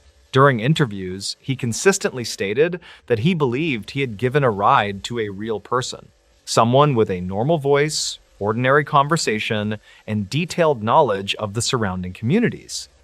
Yet investigators could not explain how Walter disappeared so quickly after leaving the truck, why no other residents matched the description, or why Daniel accurately described personal details never mentioned until he later viewed the archived obituary. The sheriff's office found no evidence of criminal activity and officially closed the inquiry without further action.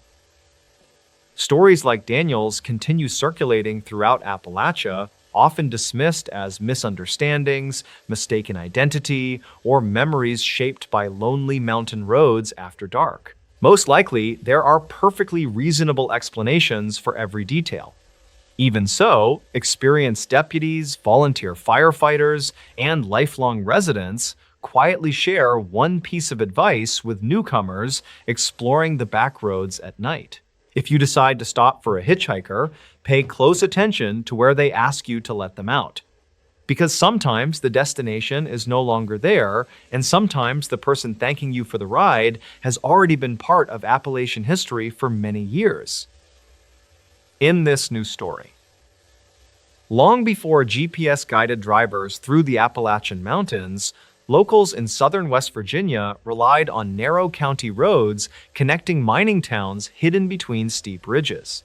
Many of those roads still exist today, winding through dense forests where abandoned coal camps slowly disappear beneath moss and vines. Most are perfectly safe during daylight. Yet, according to sheriff reports, volunteer search records, and decades of local newspaper archives, a handful of isolated locations continue attracting incidents that investigators have never fully explained. They are not officially closed. No warning signs tell visitors to stay away after sunset. Still, many longtime residents quietly agree on one thing. Some places in West Virginia should never be visited after dark. In late September of 2019, 41-year-old environmental consultant Rebecca Morgan traveled from Charleston to survey water quality near an abandoned mining watershed outside Fayette County. Her company specialized in restoring streams damaged by decades of coal production, and Rebecca had spent nearly 15 years working in remote sections of Appalachia without a single serious incident. Colleagues described her as careful, experienced, and unwilling to take unnecessary risks. Every survey followed the same routine: arrive before sunrise, complete inspections before evening, and avoid overnight work whenever possible. That schedule changed after unexpected equipment failures delayed the project until late afternoon. Rebecca considered spending the night in a nearby motel, but weather forecasts predicted heavy rain beginning before dawn. Waiting until morning would force another full day of delays and additional travel costs. Shortly after 6:30, she packed her equipment and began driving toward the final monitoring station located near an abandoned mining settlement known decades earlier as Red Hollow. The community had once housed more than 300 families before the last coal operation closed during the mid-1980s. Today, almost nothing remained except broken foundations, scattered utility poles, and a weathered church standing alone beside the road. Before leaving the county maintenance office, Rebecca mentioned her destination to an older road supervisor named Carl Jenkins. Carl had lived in Fayette County his entire life and recognized Red Hollow immediately. Instead of discussing road conditions, he asked Rebecca what time she expected to finish. When she answered that she hoped to leave shortly after sunset, Carl became unusually serious. He quietly suggested postponing the inspection until morning. Rebecca assumed the warning related to rough terrain or wildlife activity. Carl simply shook his head and replied, "The road is fine. It's what people keep reporting after dark that worries me." Before Rebecca could ask another question, another employee interrupted the conversation, and the subject was never mentioned again. The drive toward Red Hollow followed a narrow two-lane road climbing steadily into the surrounding mountains. Cell phone reception disappeared almost immediately after she left the highway. Thick hardwood forests blocked nearly every view beyond the next curve, while abandoned rail lines occasionally appeared beside the pavement before vanishing beneath overgrown vegetation. Rebecca had driven similar roads countless times and noticed nothing unusual during the first hour except how completely empty they seemed. She passed only 3 vehicles, all heading toward town. None traveled in the opposite direction after sunset. At exactly 8:14, according to the timestamp later recovered from her dashboard camera, Rebecca rounded a curve and noticed an old church standing beside the road. Its white paint had almost completely faded away, leaving weathered wooden walls barely visible beneath moonlight. One upstairs window glowed faintly as though someone had left a single lamp burning inside. Rebecca slowed briefly, surprised that anyone still maintained the building after so many years. She continued another mile before reaching the creek crossing marked on her survey map. When she checked the GPS coordinates, they did not match the location recorded by her company. Somehow, she remained nearly 3 miles from the monitoring station despite following the only road available. Assuming she had entered incorrect coordinates, Rebecca turned around. Less than 10 minutes later, she passed the same church again. This time, the front entrance stood partially open. No vehicles occupied the gravel parking lot, no lights shone from nearby homes. The glowing upstairs window remained exactly as before. Rebecca glanced at the dashboard clock and noticed only 4 minutes had passed since she first saw the building. The distance between the church and the creek crossing should have required nearly 10 minutes at her average speed. She stopped briefly on the shoulder, restarted her navigation system, and confirmed the route had not changed. As she continued driving, the road became strangely familiar. Every sharp bend, fallen tree, and damaged guardrail appeared exactly where she remembered seeing them only moments earlier. Then she noticed something even more unsettling. Fresh tire tracks covered the dusty shoulder ahead before ending abruptly beside an abandoned bus stop. There were no tracks leading away.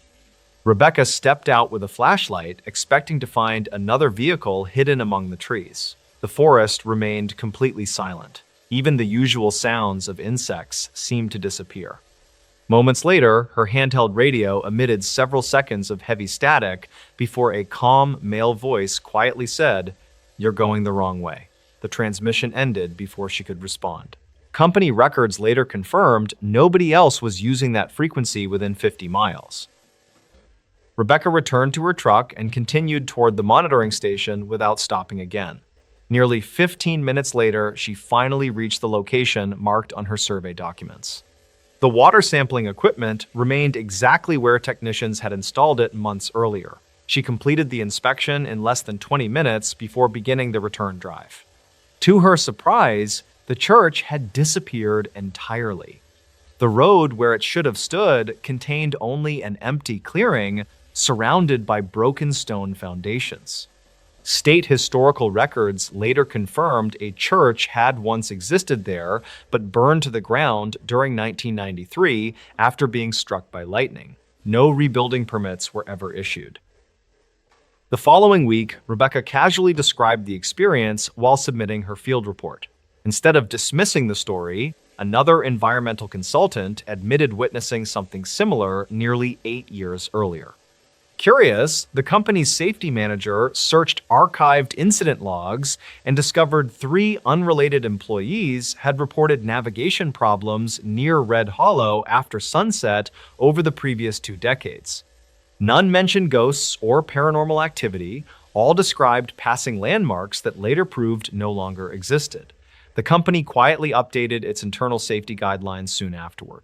From that point forward, environmental surveys near abandoned mining communities in southern West Virginia would end before sunset whenever possible. The policy cited reduced visibility and remote terrain as the official reasons. Unofficially, several longtime employees believed the change came after too many experienced field workers returned, describing roads that somehow led through places history had already erased. To this day, local deputies continue responding to occasional calls from travelers, reporting strange navigation errors, missing stretches of time, or abandoned buildings appearing where official maps show nothing at all. None of the reports have produced evidence proving anything extraordinary occurred. Investigators continue attributing most incidents to fatigue, unfamiliar roads, or poor nighttime visibility. Yet among the people who have spent their entire lives in the mountains, one piece of advice survives generation after generation. If darkness falls while driving through the forgotten roads of southern West Virginia, and you suddenly recognize a place that should no longer exist, keep driving. Some places in West Virginia should never be visited after dark. The strange things that happened during those June nights. Deep within the heavy, humid swamps of southern Louisiana, an isolated botanical expedition encountered something entirely unexplained.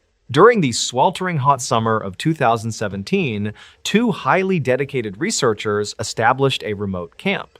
What they recorded over 3 continuous, terrifying nights remains a highly contested mystery among local authorities today. Archived notes from their official state investigation reveal a disturbing timeline that defies simple, logical, scientific explanation. Mark was a 32-year-old professional field botanist tasked with documenting rare endangered swamp orchids. His capable working partner was a 29-year-old highly experienced wildlife photographer named Lisa. Their primary scientific objective required them to camp deep inside the remote bayou away from established trails. The official county file from 2009 mentioned highly unusual animal migration patterns throughout that region. They safely arrived on June 12th and immediately began setting up their heavy equipment near dark water. The first quiet night passed without any significant dangerous incidents as the thoroughly exhausted researchers slept soundly. State records confirm that severe scattered thunderstorms unexpectedly bypassed their specific location despite highly ominous weather predictions. However, Lisa woke up shortly after midnight because she heard strange, heavy splashing sounds near the bank. She initially assumed a curious large alligator was investigating their sealed waterproof containers near the muddy shore. When she cautiously shined her heavy flashlight outside, the heavy splashing sounds instantly ceased in the darkness.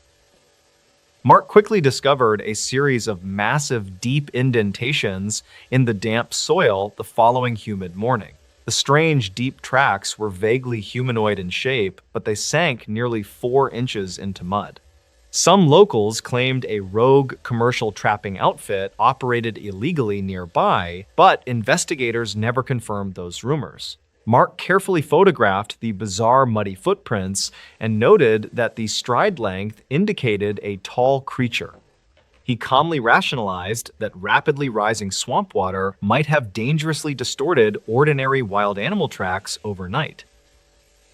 The highly stressful situation escalated drastically during their second dark night when an awful chemical smell arrived. Reportedly, the foul, suffocating odor resembled rotting meat mixed heavily with the sharp scent of raw sulfur. Both dedicated researchers immediately woke up, coughing violently and struggling to breathe properly inside their small tents. Lisa quickly grabbed her emergency satellite radio to call for immediate outside assistance, but only received static. Dispatch logs show no emergency distress calls were ever successfully recorded by the regional ranger station then. Suddenly, a massive, unseen heavy force violently shook the solid ground and collapsed the aluminum tent frame. Mark scrambled frantically into the dark open clearing and desperately aimed his high-powered thermal imaging camera. The glowing digital screen instantly revealed an enormous, intense heat signature standing perfectly still behind a cypress. The strange, glowing thermal image lacked any discernible biological features and completely blocked the ambient background radiation. Records conflict regarding exactly how long they silently watched the imposing bright anomaly before it slowly retreated.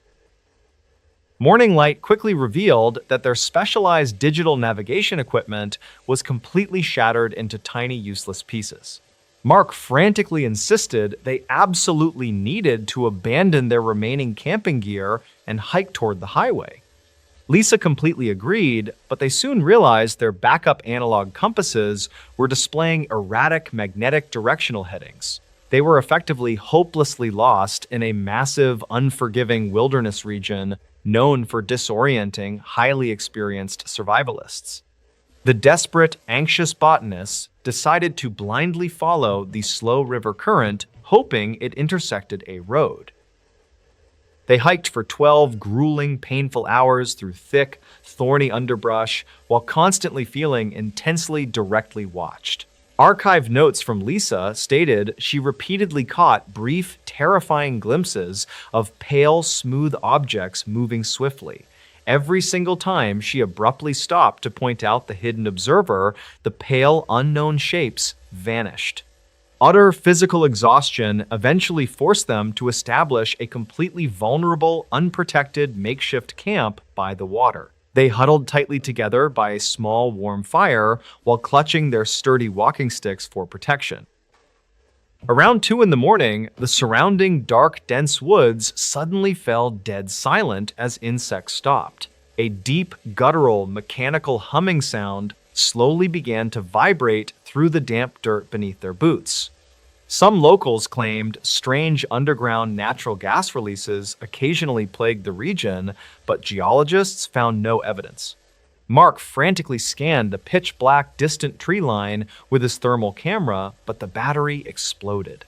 Lisa screamed loudly in absolute terror when a tall, pale, smooth shape casually stepped into the firelight. The towering, featureless, pale entity did not aggressively attack them, but simply stood motionless, staring blankly ahead. Mark slowly reached for his heavy orange flare gun, but his frozen, numb fingers were trembling violently. The bizarre, towering, unknown creature emitted another deep, deafening, humming vocalization that violently extinguished the campfire flames. Plunged into total suffocating pitch darkness, the two terrified close friends blindly ran into the treacherous swamp. They hopelessly sprinted blindly through the dense, tangled brush until they eventually separated from each other forever. A commercial swamp airboat tour operator miraculously found Lisa wandering aimlessly near a designated access channel. The young, traumatized photographer was severely dehydrated and suffering from multiple minor lacerations caused by sharp branches. State records confirm she was immediately transported to a local regional medical hospital and strictly treated. When heavily armed police deputies eventually navigated back to retrieve the abandoned campsite, they discovered sheer chaos. The heavy, durable canvas tents were completely melted into toxic puddles, and all metal hand tools twisted.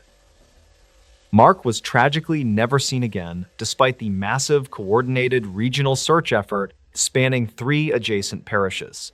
Highly trained search dogs completely lost his distinct individual scent trail near the edge of a deep bog. Law enforcement officials strongly suspected the blindly fleeing botanist accidentally fell into the massive, dark, deep sinkhole. However, they could not realistically explain how the heavy camping equipment was melted by extreme temperatures. The overwhelming putrid atmospheric sulfur smell and the localized underground ground vibrations also remained totally unsolved. Lisa permanently abandoned her promising wildlife photography career and moved to a bustling, noisy urban city. She absolutely refused to conduct any further public media interviews regarding her terrifying, unexplainable swamp experiences. She eventually quietly wrote a highly obscure anonymous internet blog detailing her intense, lingering psychological mental trauma. Reportedly, she deeply suffered from severe chronic daily insomnia and constant terrifying nightmares featuring tall, faceless entities. Dispatch logs routinely show she frequently called local urban police authorities complaining about strange, heavy mechanical vibrations.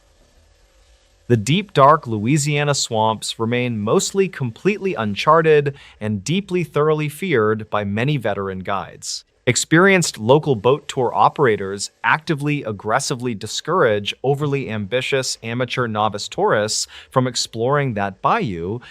Official public records conflict regarding the actual total accurate number of missing persons cases linked to wilderness. Some ambitious, independent amateur internet investigators occasionally dangerously venture into the region, hoping to finally capture evidence. Most of them always return completely empty-handed, while a few others emerge with deeply unsettling stories. The absolute total lack of any definitive, hard physical evidence continually frustrates those who believe Lisa. The destroyed, shattered thermal camera conveniently completely erased any potential digital visual proof of the giant signature. Vociferous internet skeptics constantly loudly argue that sheer blind panic and total darkness easily transformed a bear. Archive notes carefully gathered from the official police investigation confidently concluded that an undocumented toxic gas leaked.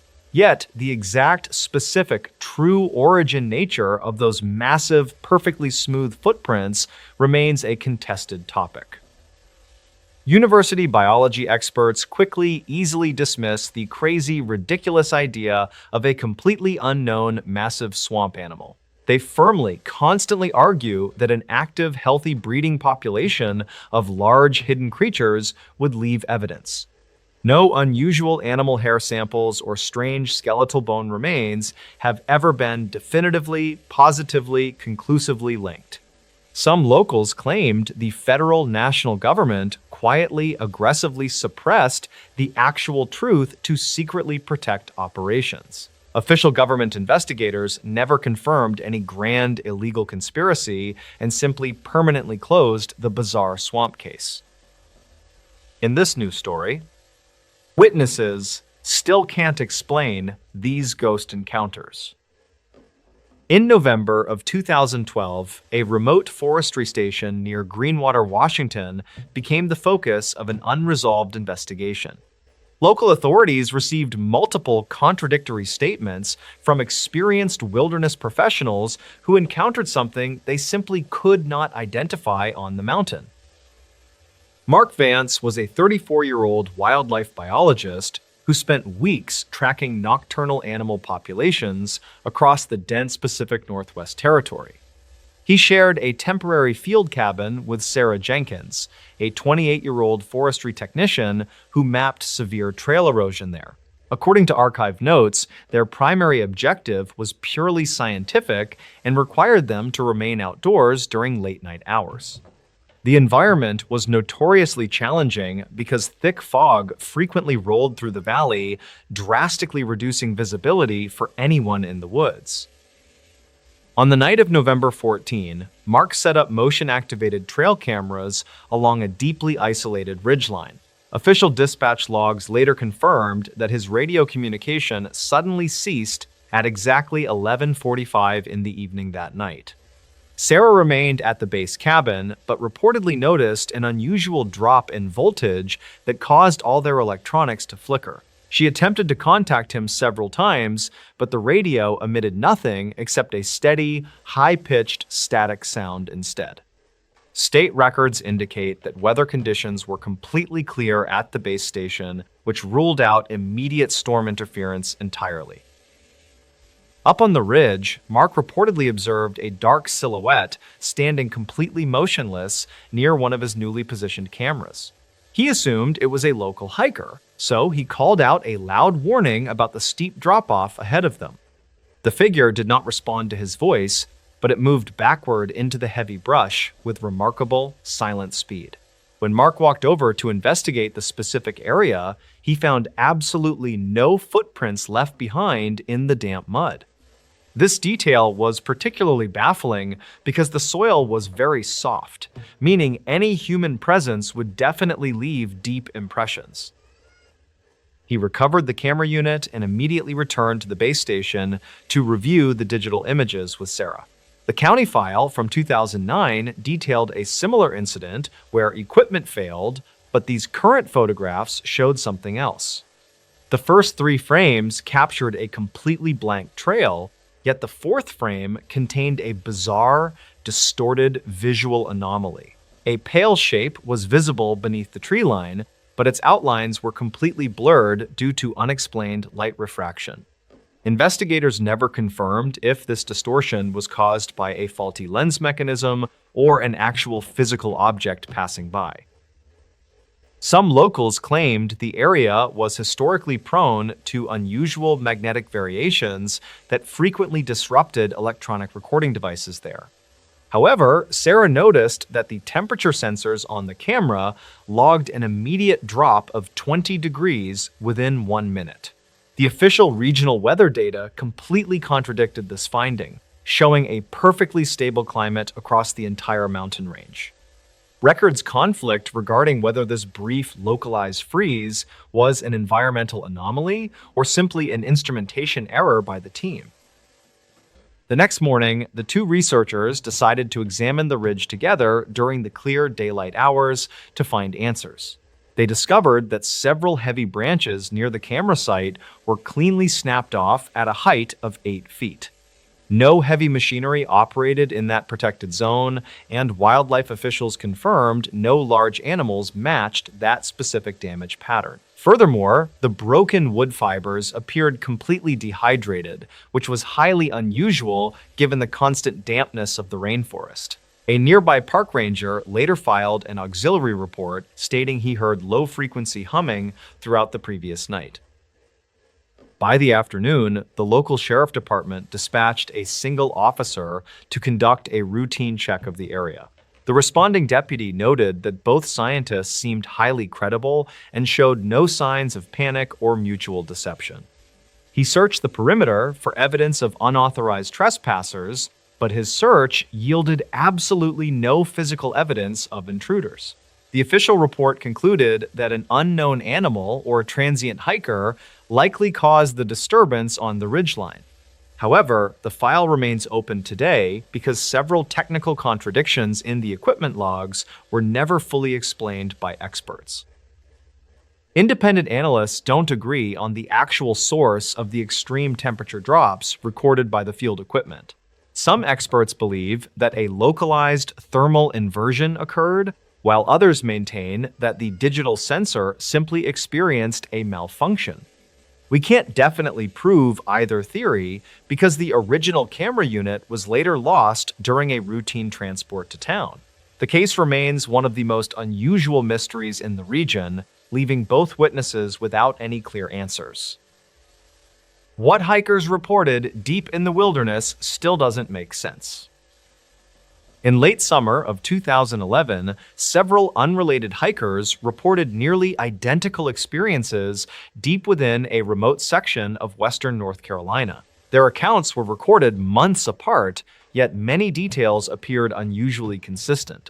Dispatch logs, archived ranger notes, and later witness interviews preserved fragments of those reports, though investigators never reached a conclusion that satisfied everyone involved. One of the earliest reports came from Corbin Voss, a 37-year-old survey technician from Tennessee who spent weekends hiking remote trails. He entered the Pisgah region alone during a 3-day backpacking trip and planned to document several abandoned logging routes. According to trail records, he checked in at a ranger station shortly after sunrise and appeared calm before beginning his hike. Weather conditions remained stable throughout the day, and no warnings had been issued for that section of forest. Corbin covered nearly 12 miles before establishing camp near a narrow ridge overlooking a heavily wooded valley. He later stated that nothing unusual occurred until shortly after dusk when distant sounds began echoing through the trees. At first, he assumed another group occupied a nearby campsite, though no fires or lights appeared anywhere below him. The sounds reportedly resembled brief conversations carried by wind, yet every attempt to identify their source failed. Around 10 that evening, Corbin heard what he believed were footsteps approaching from the eastern side of camp. The movement stopped whenever he shined his flashlight toward the trees. Several minutes later, the same pattern repeated from a different direction. He described the experience in a written statement submitted after returning home. According to archive notes, he eventually remained awake until dawn because the sounds continued at irregular intervals. The following morning revealed no obvious explanation. Corbin found no footprints near his campsite, despite damp soil that should have preserved tracks clearly. He also noticed something that later became important during the investigation. Several small stones had been arranged beside the trail leading away from camp. The formation appeared deliberate, though investigators later suggested natural causes could not be ruled out. Corbin photographed the stones before continuing his hike deeper into the wilderness. Approximately 4 months later, a second report emerged from a woman named Tessa Crowley, a 42-year-old physical therapist from Virginia. She visited the same general region while training for a long-distance hiking event. Tessa reportedly knew nothing about Corbin's experience. Nevertheless, her statement contained details that closely matched information contained within county files from earlier reports. Rangers noticed the similarities only after reviewing records during the following year. Tessa spent 2 nights in the forest and described hearing distant voices after dark. She could never distinguish actual words, though the sounds consistently resembled conversations taking place beyond visual range. During her second evening, she reportedly heard footsteps circling her campsite for nearly an hour. Whenever she moved toward the noise, complete silence followed immediately. Investigators later confirmed that no other hikers had registered nearby during that period. The most unusual detail appeared shortly before sunrise. Tessa woke unexpectedly and discovered several stones arranged near a fallen log approximately 30 yards from camp. She later claimed the arrangement had not been present before darkness arrived. Archived ranger notes from 2012 mention photographs taken at the scene, though some records indicate those images were later misplaced. Investigators never confirmed whether the stones had any connection to other reports. As similar accounts accumulated, officials began examining earlier records stored in regional archives. A county file from 2009 referenced a search and rescue volunteer who described hearing distant conversations while assisting during a missing person operation. Another report from 2007 mentioned unexplained footsteps around a temporary camp established by forestry workers. Although details varied, recurring elements appeared often enough to attract attention from local authorities. By 2013, discussions about the reports reached several outdoor organizations operating throughout the Appalachian region. Some members believed environmental conditions created auditory distortions capable of producing convincing illusions. Others pointed toward wildlife activity, arguing that unfamiliar sounds frequently become exaggerated after darkness settles across remote landscapes.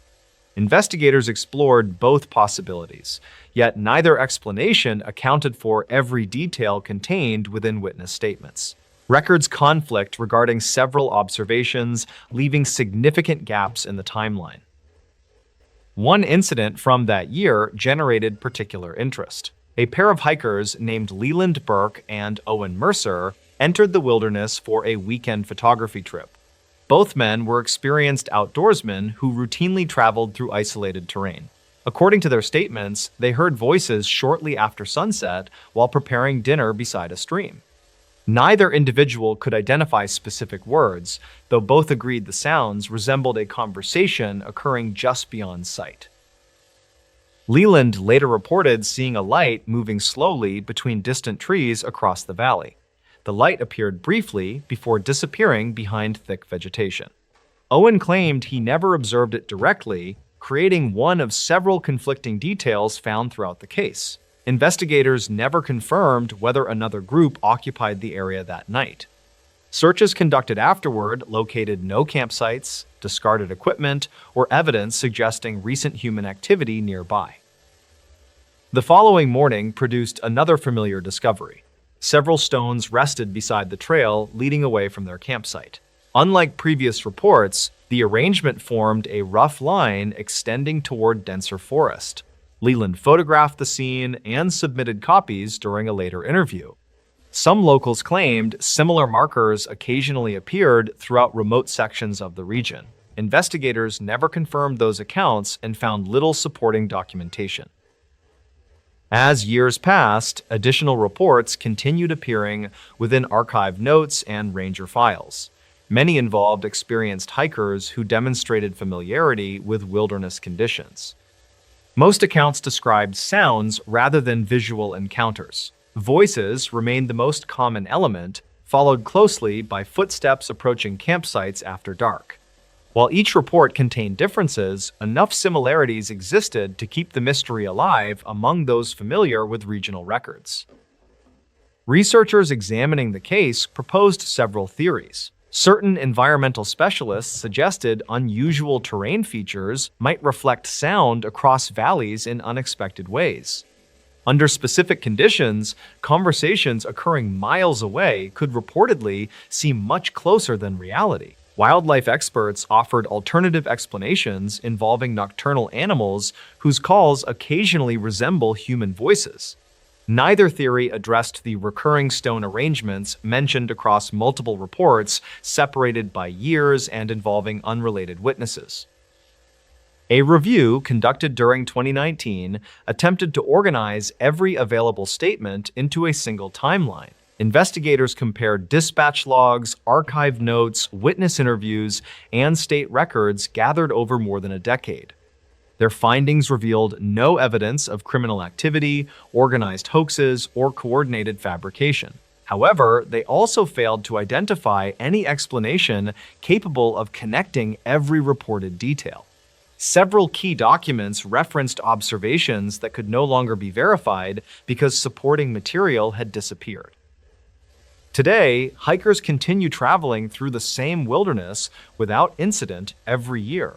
Most never experience anything unusual and return home with ordinary stories about mountain views and long trails. Yet, scattered among those routine accounts remain a small number of reports that sound remarkably similar to statements recorded years earlier. Investigators never confirmed what caused the voices, the footsteps, or the carefully placed stones. Deep within that section of forest, what several hikers reported still doesn't make sense. In this new story, true creepy and scary horror stories from the Appalachian Mountains. In the autumn of 2021, a 24-year-old hiker named Elias Thorne, who worked as a land surveyor, entered the dense timber of the Monongahela National Forest for a weekend trek. He intended to document seasonal soil erosion patterns along the high ridges near the West Virginia border while testing new GPS equipment in deep terrain. Local dispatch logs from that evening indicate that the weather turned abruptly and a thick fog settled over the limestone valleys without any prior warning. Elias was a seasoned outdoorsman who understood the risks of the Appalachian landscape, but he reportedly failed to check in with his emergency contact. Investigators never confirmed if he strayed from the marked path or if the shifting weather conditions simply obscured the familiar landmarks of the trail. According to archive notes from the regional search team, Elias began to experience a series of equipment failures as he reached the higher elevations. The GPS unit displayed conflicting coordinates that suggested he was moving south, while his compass indicated a steady northern heading toward the primary base camp. He eventually decided to set up a temporary shelter near a rocky outcropping because the visibility had dropped to less than 10 feet. State records indicate that several other hikers in the vicinity reported hearing repetitive metallic sounds echoing through the trees during the late hours of the night. Some locals claimed that the sounds were merely the result of wind moving through abandoned mining shafts, but the county file from 2009 suggests otherwise. Elias woke up during the early morning hours to find that his heavy hiking boots had been moved precisely 3 feet away from his tent. There were no footprints in the soft mud surrounding his campsite, and the internal zipper of his tent was still locked from the previous night. He gathered his belongings in total silence while observing that the surrounding forest had become unnaturally quiet, as if the local wildlife had fled. Records conflict regarding the exact path he took to exit the forest, but Elias later stated that he felt a constant presence just behind him. The investigation concluded without finding any evidence of another person in the area, and the case remains a point of ambiguity for the local authorities. The state records from 2022 mention a second individual named Sarah Miller, who was a 32-year-old biologist studying local bat populations. Sarah was stationed in a remote cabin near the Clench Mountain Range, where she spent several weeks collecting data on nocturnal migratory patterns. Her logs mention that she discovered several strange markings carved into the trees surrounding her research site during the first week of her stay. She reportedly captured several audio recordings of a voice that seemed to mimic her own vocal patterns from the previous evening. Investigators never confirmed the source of the audio, but the archive notes suggest that Sarah became increasingly paranoid about her immediate surroundings.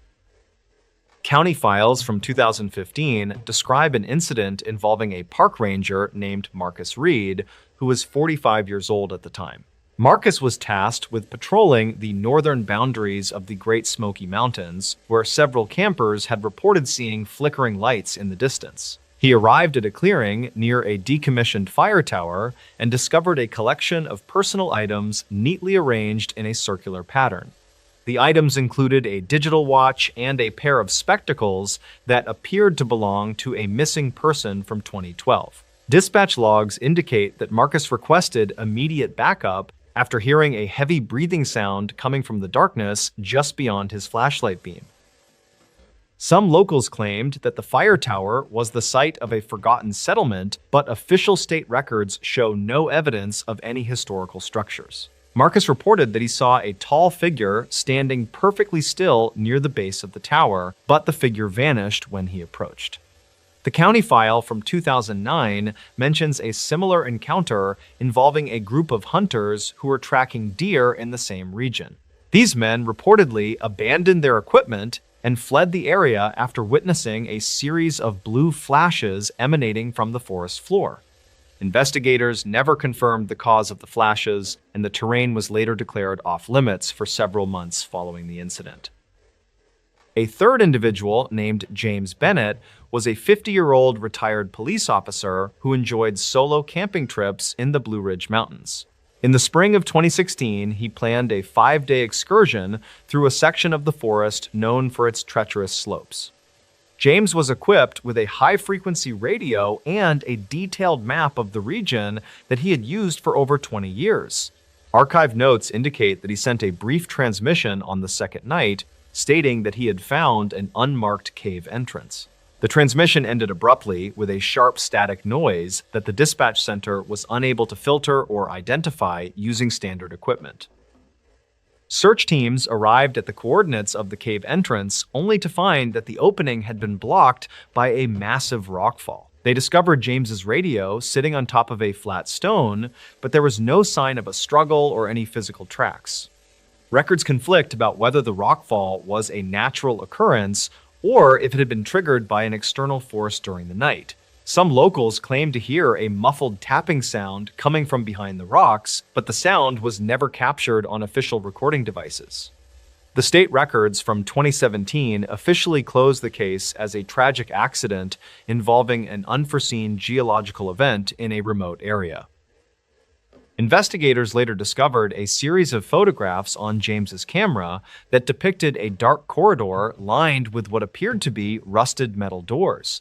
The photographs were blurry, and the light source was insufficient to provide a clear view of what lay beyond the threshold of the cave. Dispatch logs from that period show that several unauthorized individuals attempted to access the site before it was permanently sealed by the county. The county file from 2009 mentions a local legend about a hidden facility, but no evidence of such a place exists. James remains missing, and the true nature of the unmarked cave entrance continues to be a subject of intense local debate.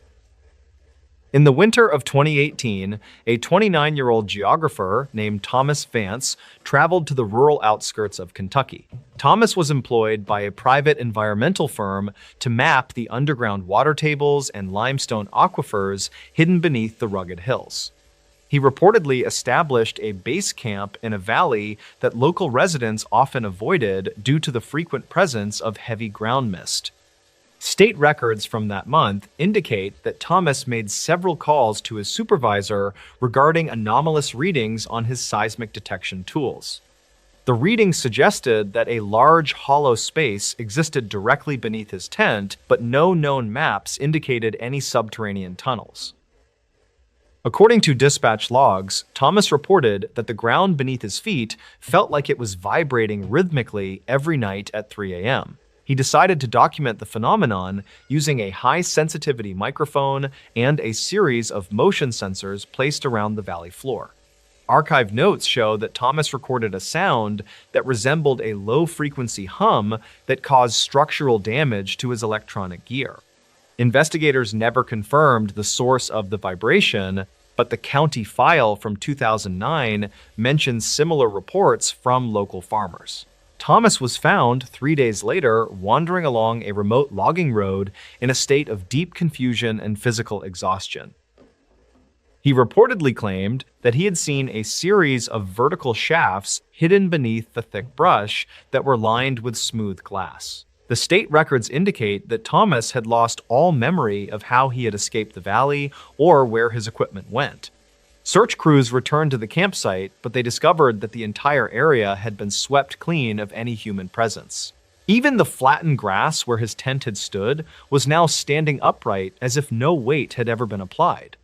Records conflict on whether Thomas suffered from a medical episode or if he had encountered an undocumented geographic feature in the hills. In this new story, the Cumberland wilderness went silent, then we heard it. The dense forests of the Cumberland Gap hold a history of strange occurrences that the local authorities rarely discuss. Gideon Thorne had spent nearly 30 years patrolling the deep woods of the Cumberland wilderness near the quiet Kentucky border. The summer of 1997 was the hottest season on record, and the local wildlife had grown very restless. Gideon was 48 years old, and he oversaw a small team of rangers who focused on the southern ridges. His job required him to manage the safety of hikers who often underestimated the complexity of the ancient limestone caves. He carried a heavy radio and a notebook filled with the coordinates of every hidden spring in his large sector. A wildlife researcher named Beckett Sterling arrived at the ranger station during the first week of August to study birds. Beckett was 32 years old, and he specialized in bioacoustics, which is the study of natural forest sounds. He told the ranger he wanted to record the rare owls that lived in a remote valley called Blackwood Hollow. Gideon checked his permits and reminded the young man that the hollow was known for its unusually thick morning fog. Beckett just smiled, and he adjusted the straps on his large pack before heading toward the dark forest trail ahead. The ranger watched the researcher disappear into the tree line, and he felt a familiar weight of concern in chest. The first 5 days of the expedition passed without any major issues, and the weather remained remarkably clear and sunny. Beckett sent a brief radio check-in every evening at exactly 6 o'clock to confirm his location and safety. On the night of August the 6th, the radio remained silent, and Gideon could not reach the young man back. The ranger waited until the following morning before he organized a small search party to head into the Blackwood Hollow. They started their investigation at the last known coordinates that Beckett had provided during his final successful radio check-in. The searchers found the campsite tucked away in a grove of ancient hemlock trees that were covered in thick moss. The tent was still zipped shut, and all of the expensive recording equipment was sitting on a folding wooden table. Gideon noticed that the entire forest was eerily quiet, and not a single bird was singing in the morning light. There were no signs of a struggle, and the food supplies belonging to Beckett were still sealed in plastic bags. The search party expanded their perimeter, but they could not find any footprints or broken branches in the surrounding area. Gideon found a digital recorder that was still running, and he put on the headphones to listen to the print. The audio file started with the normal sounds of the forest, including the wind in the trees and distant owls. At exactly midnight on the recording, the woods went completely silent, as if someone had turned off a giant switch.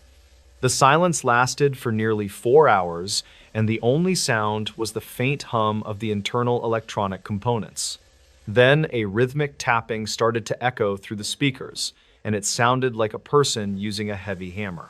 Beckett could be heard whispering into his microphone about a large shadow that was moving through the trees near camp. He described a figure that was at least 8 feet tall, and it moved without making any sound on leaves. The researcher sounded terrified, and he said the creature was mimicking the sound of his own voice back to him. According to the recording, the being stood just outside the tent, and it repeated the exact words Beckett spoke.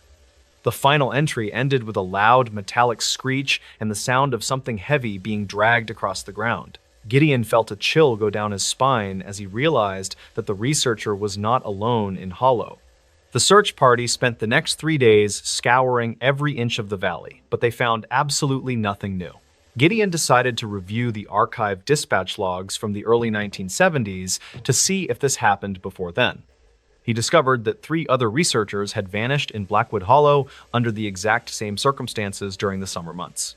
Each case involved a period of total forest silence, followed by reports of strange voices echoing through the limestone caves. Gideon realized that the hollow acted like a natural echo chamber that could capture and repeat sounds for many years. He returned to the campsite one last time, and he began to tap on the nearby rock walls with shovel. He heard a human voice whisper his name from deep within the stones, and it sounded exactly like Beckett Sterling.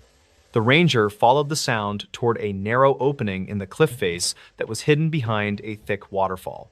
He squeezed through the gap, and he found himself in a large cavern that was filled with old recording gear. The equipment was decades old, and it had been carefully organized by someone who knew exactly how it all worked. Gideon found a final journal entry from a missing ranger who had disappeared in 1974 near the hollow. The writing described a group of beings who lived in the caves and used sound to hunt their human prey. These creatures could perfectly mimic the voices of loved ones to lure people away from their safe and marked trails. Gideon realized that Beckett had been tricked into following a voice that sounded like a friend calling for help. He saw a pile of bones in the corner of the cave that belonged to many different people, and the ranger managed to escape the cavern just as the rhythmic tapping started to echo through the dark stone walls. He ordered the entire Blackwood Hollow to be sealed off from the public, and he declared it a danger. The official report stated that Beckett Sterling had likely fallen into an unmarked sinkhole during a sudden and violent storm. Gideon knew the truth was much more unsettling because the mountain was still holding the voices of the lost hikers. He retired from the service a year later, and he moved to a quiet town where the ground was. The town of Blackwood tried to move on from the disappearance, but the residents never quite felt safe near the people started locking their doors at night, and they told their children to never repeat what they heard in woods. Gideon Thorne spent his remaining years studying the science of acoustics, and he tried to understand the mountain and its. He kept a copy of the final recording, and he often listened to the way the voice shifted and changed. Some people say that the observers are still out there, and they are still waiting for the next curious hiker. The legends of the Cumberland wilderness continue to grow, and more people report hearing voices in the high mountain air. Every August, the rangers notice an increase in the reports of rhythmic tapping coming from the deep limestone caves. They stay on the lower trails, and they never go into the hollow after the sun has set at. The case remains open in the dusty files of the sheriff office, but no new evidence has been found. The forest remains thick, and the secrets of the Cumberland Gap are buried deep within the cold gray stone. Gideon often wondered if Beckett was still in the cave, and if he was still calling out for someone. He knew that some mysteries are better left alone in the dark corners of the world, where the wind. The investigation into the recording gear revealed that the machines had been modified with parts that were not commercially available. This discovery suggested that the beings in the caves possessed a high level of technical knowledge about sound and physics. Gideon realized that the creatures were not just animals, but were a highly evolved species that lived in the dark. He spent his final days writing a book about the experience, but he never shared the most terrifying details with. He died in 2024, and he left his collection of audio tapes to the local Historical Society archives. The researchers who studied the tapes found that the voices in the background were actually speaking a very old language. It appeared that the beings had been living in the Cumberland Gap for thousands of years before the settlers arrived. This realization changed the way the community viewed the mountains and the legends that had been told for generations. The mystery of the Cumberland silence remains unsolved, and the files are still locked in the ranger station basement. The town of Blackwood remains a quiet place, but the residents always listen closely when the woods go silent suddenly. They know that the mountain has a memory, and it never forgets a sound that it has heard before. Silas Thorne occasionally visits the old trailhead, and he leaves a small offering of electronics or metal on the rocks. He says it is a way to acknowledge the power of the mountain and its silent and ancient watchers. Some people laugh at him, but others bring their own gifts to the edge of the dark and thick forest. The hollow seems to accept these items, and the number of disappearances has decreased significantly over the last few years. Beckett Sterling is remembered as a brilliant researcher who pushed the boundaries of what we know about the natural. His family still visits the park every year, but they never go near the valley where he was lost. They stand on the high ridges, and they listen to the wind blowing through the trees of the Cumberland. Sometimes they hear a faint voice on the breeze, but they know better than to follow the sound into.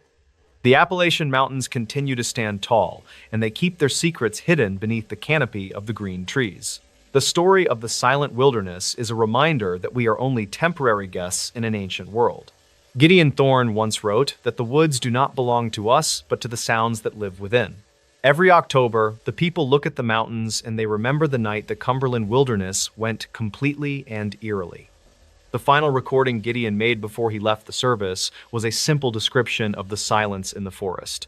He said that the silence was not an absence of sound, but a presence that felt very heavy and dark.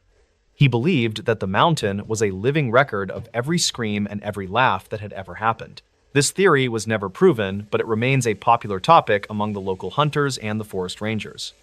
The tapes from the hollow are now stored in a specialized vault to prevent any unauthorized people from listening.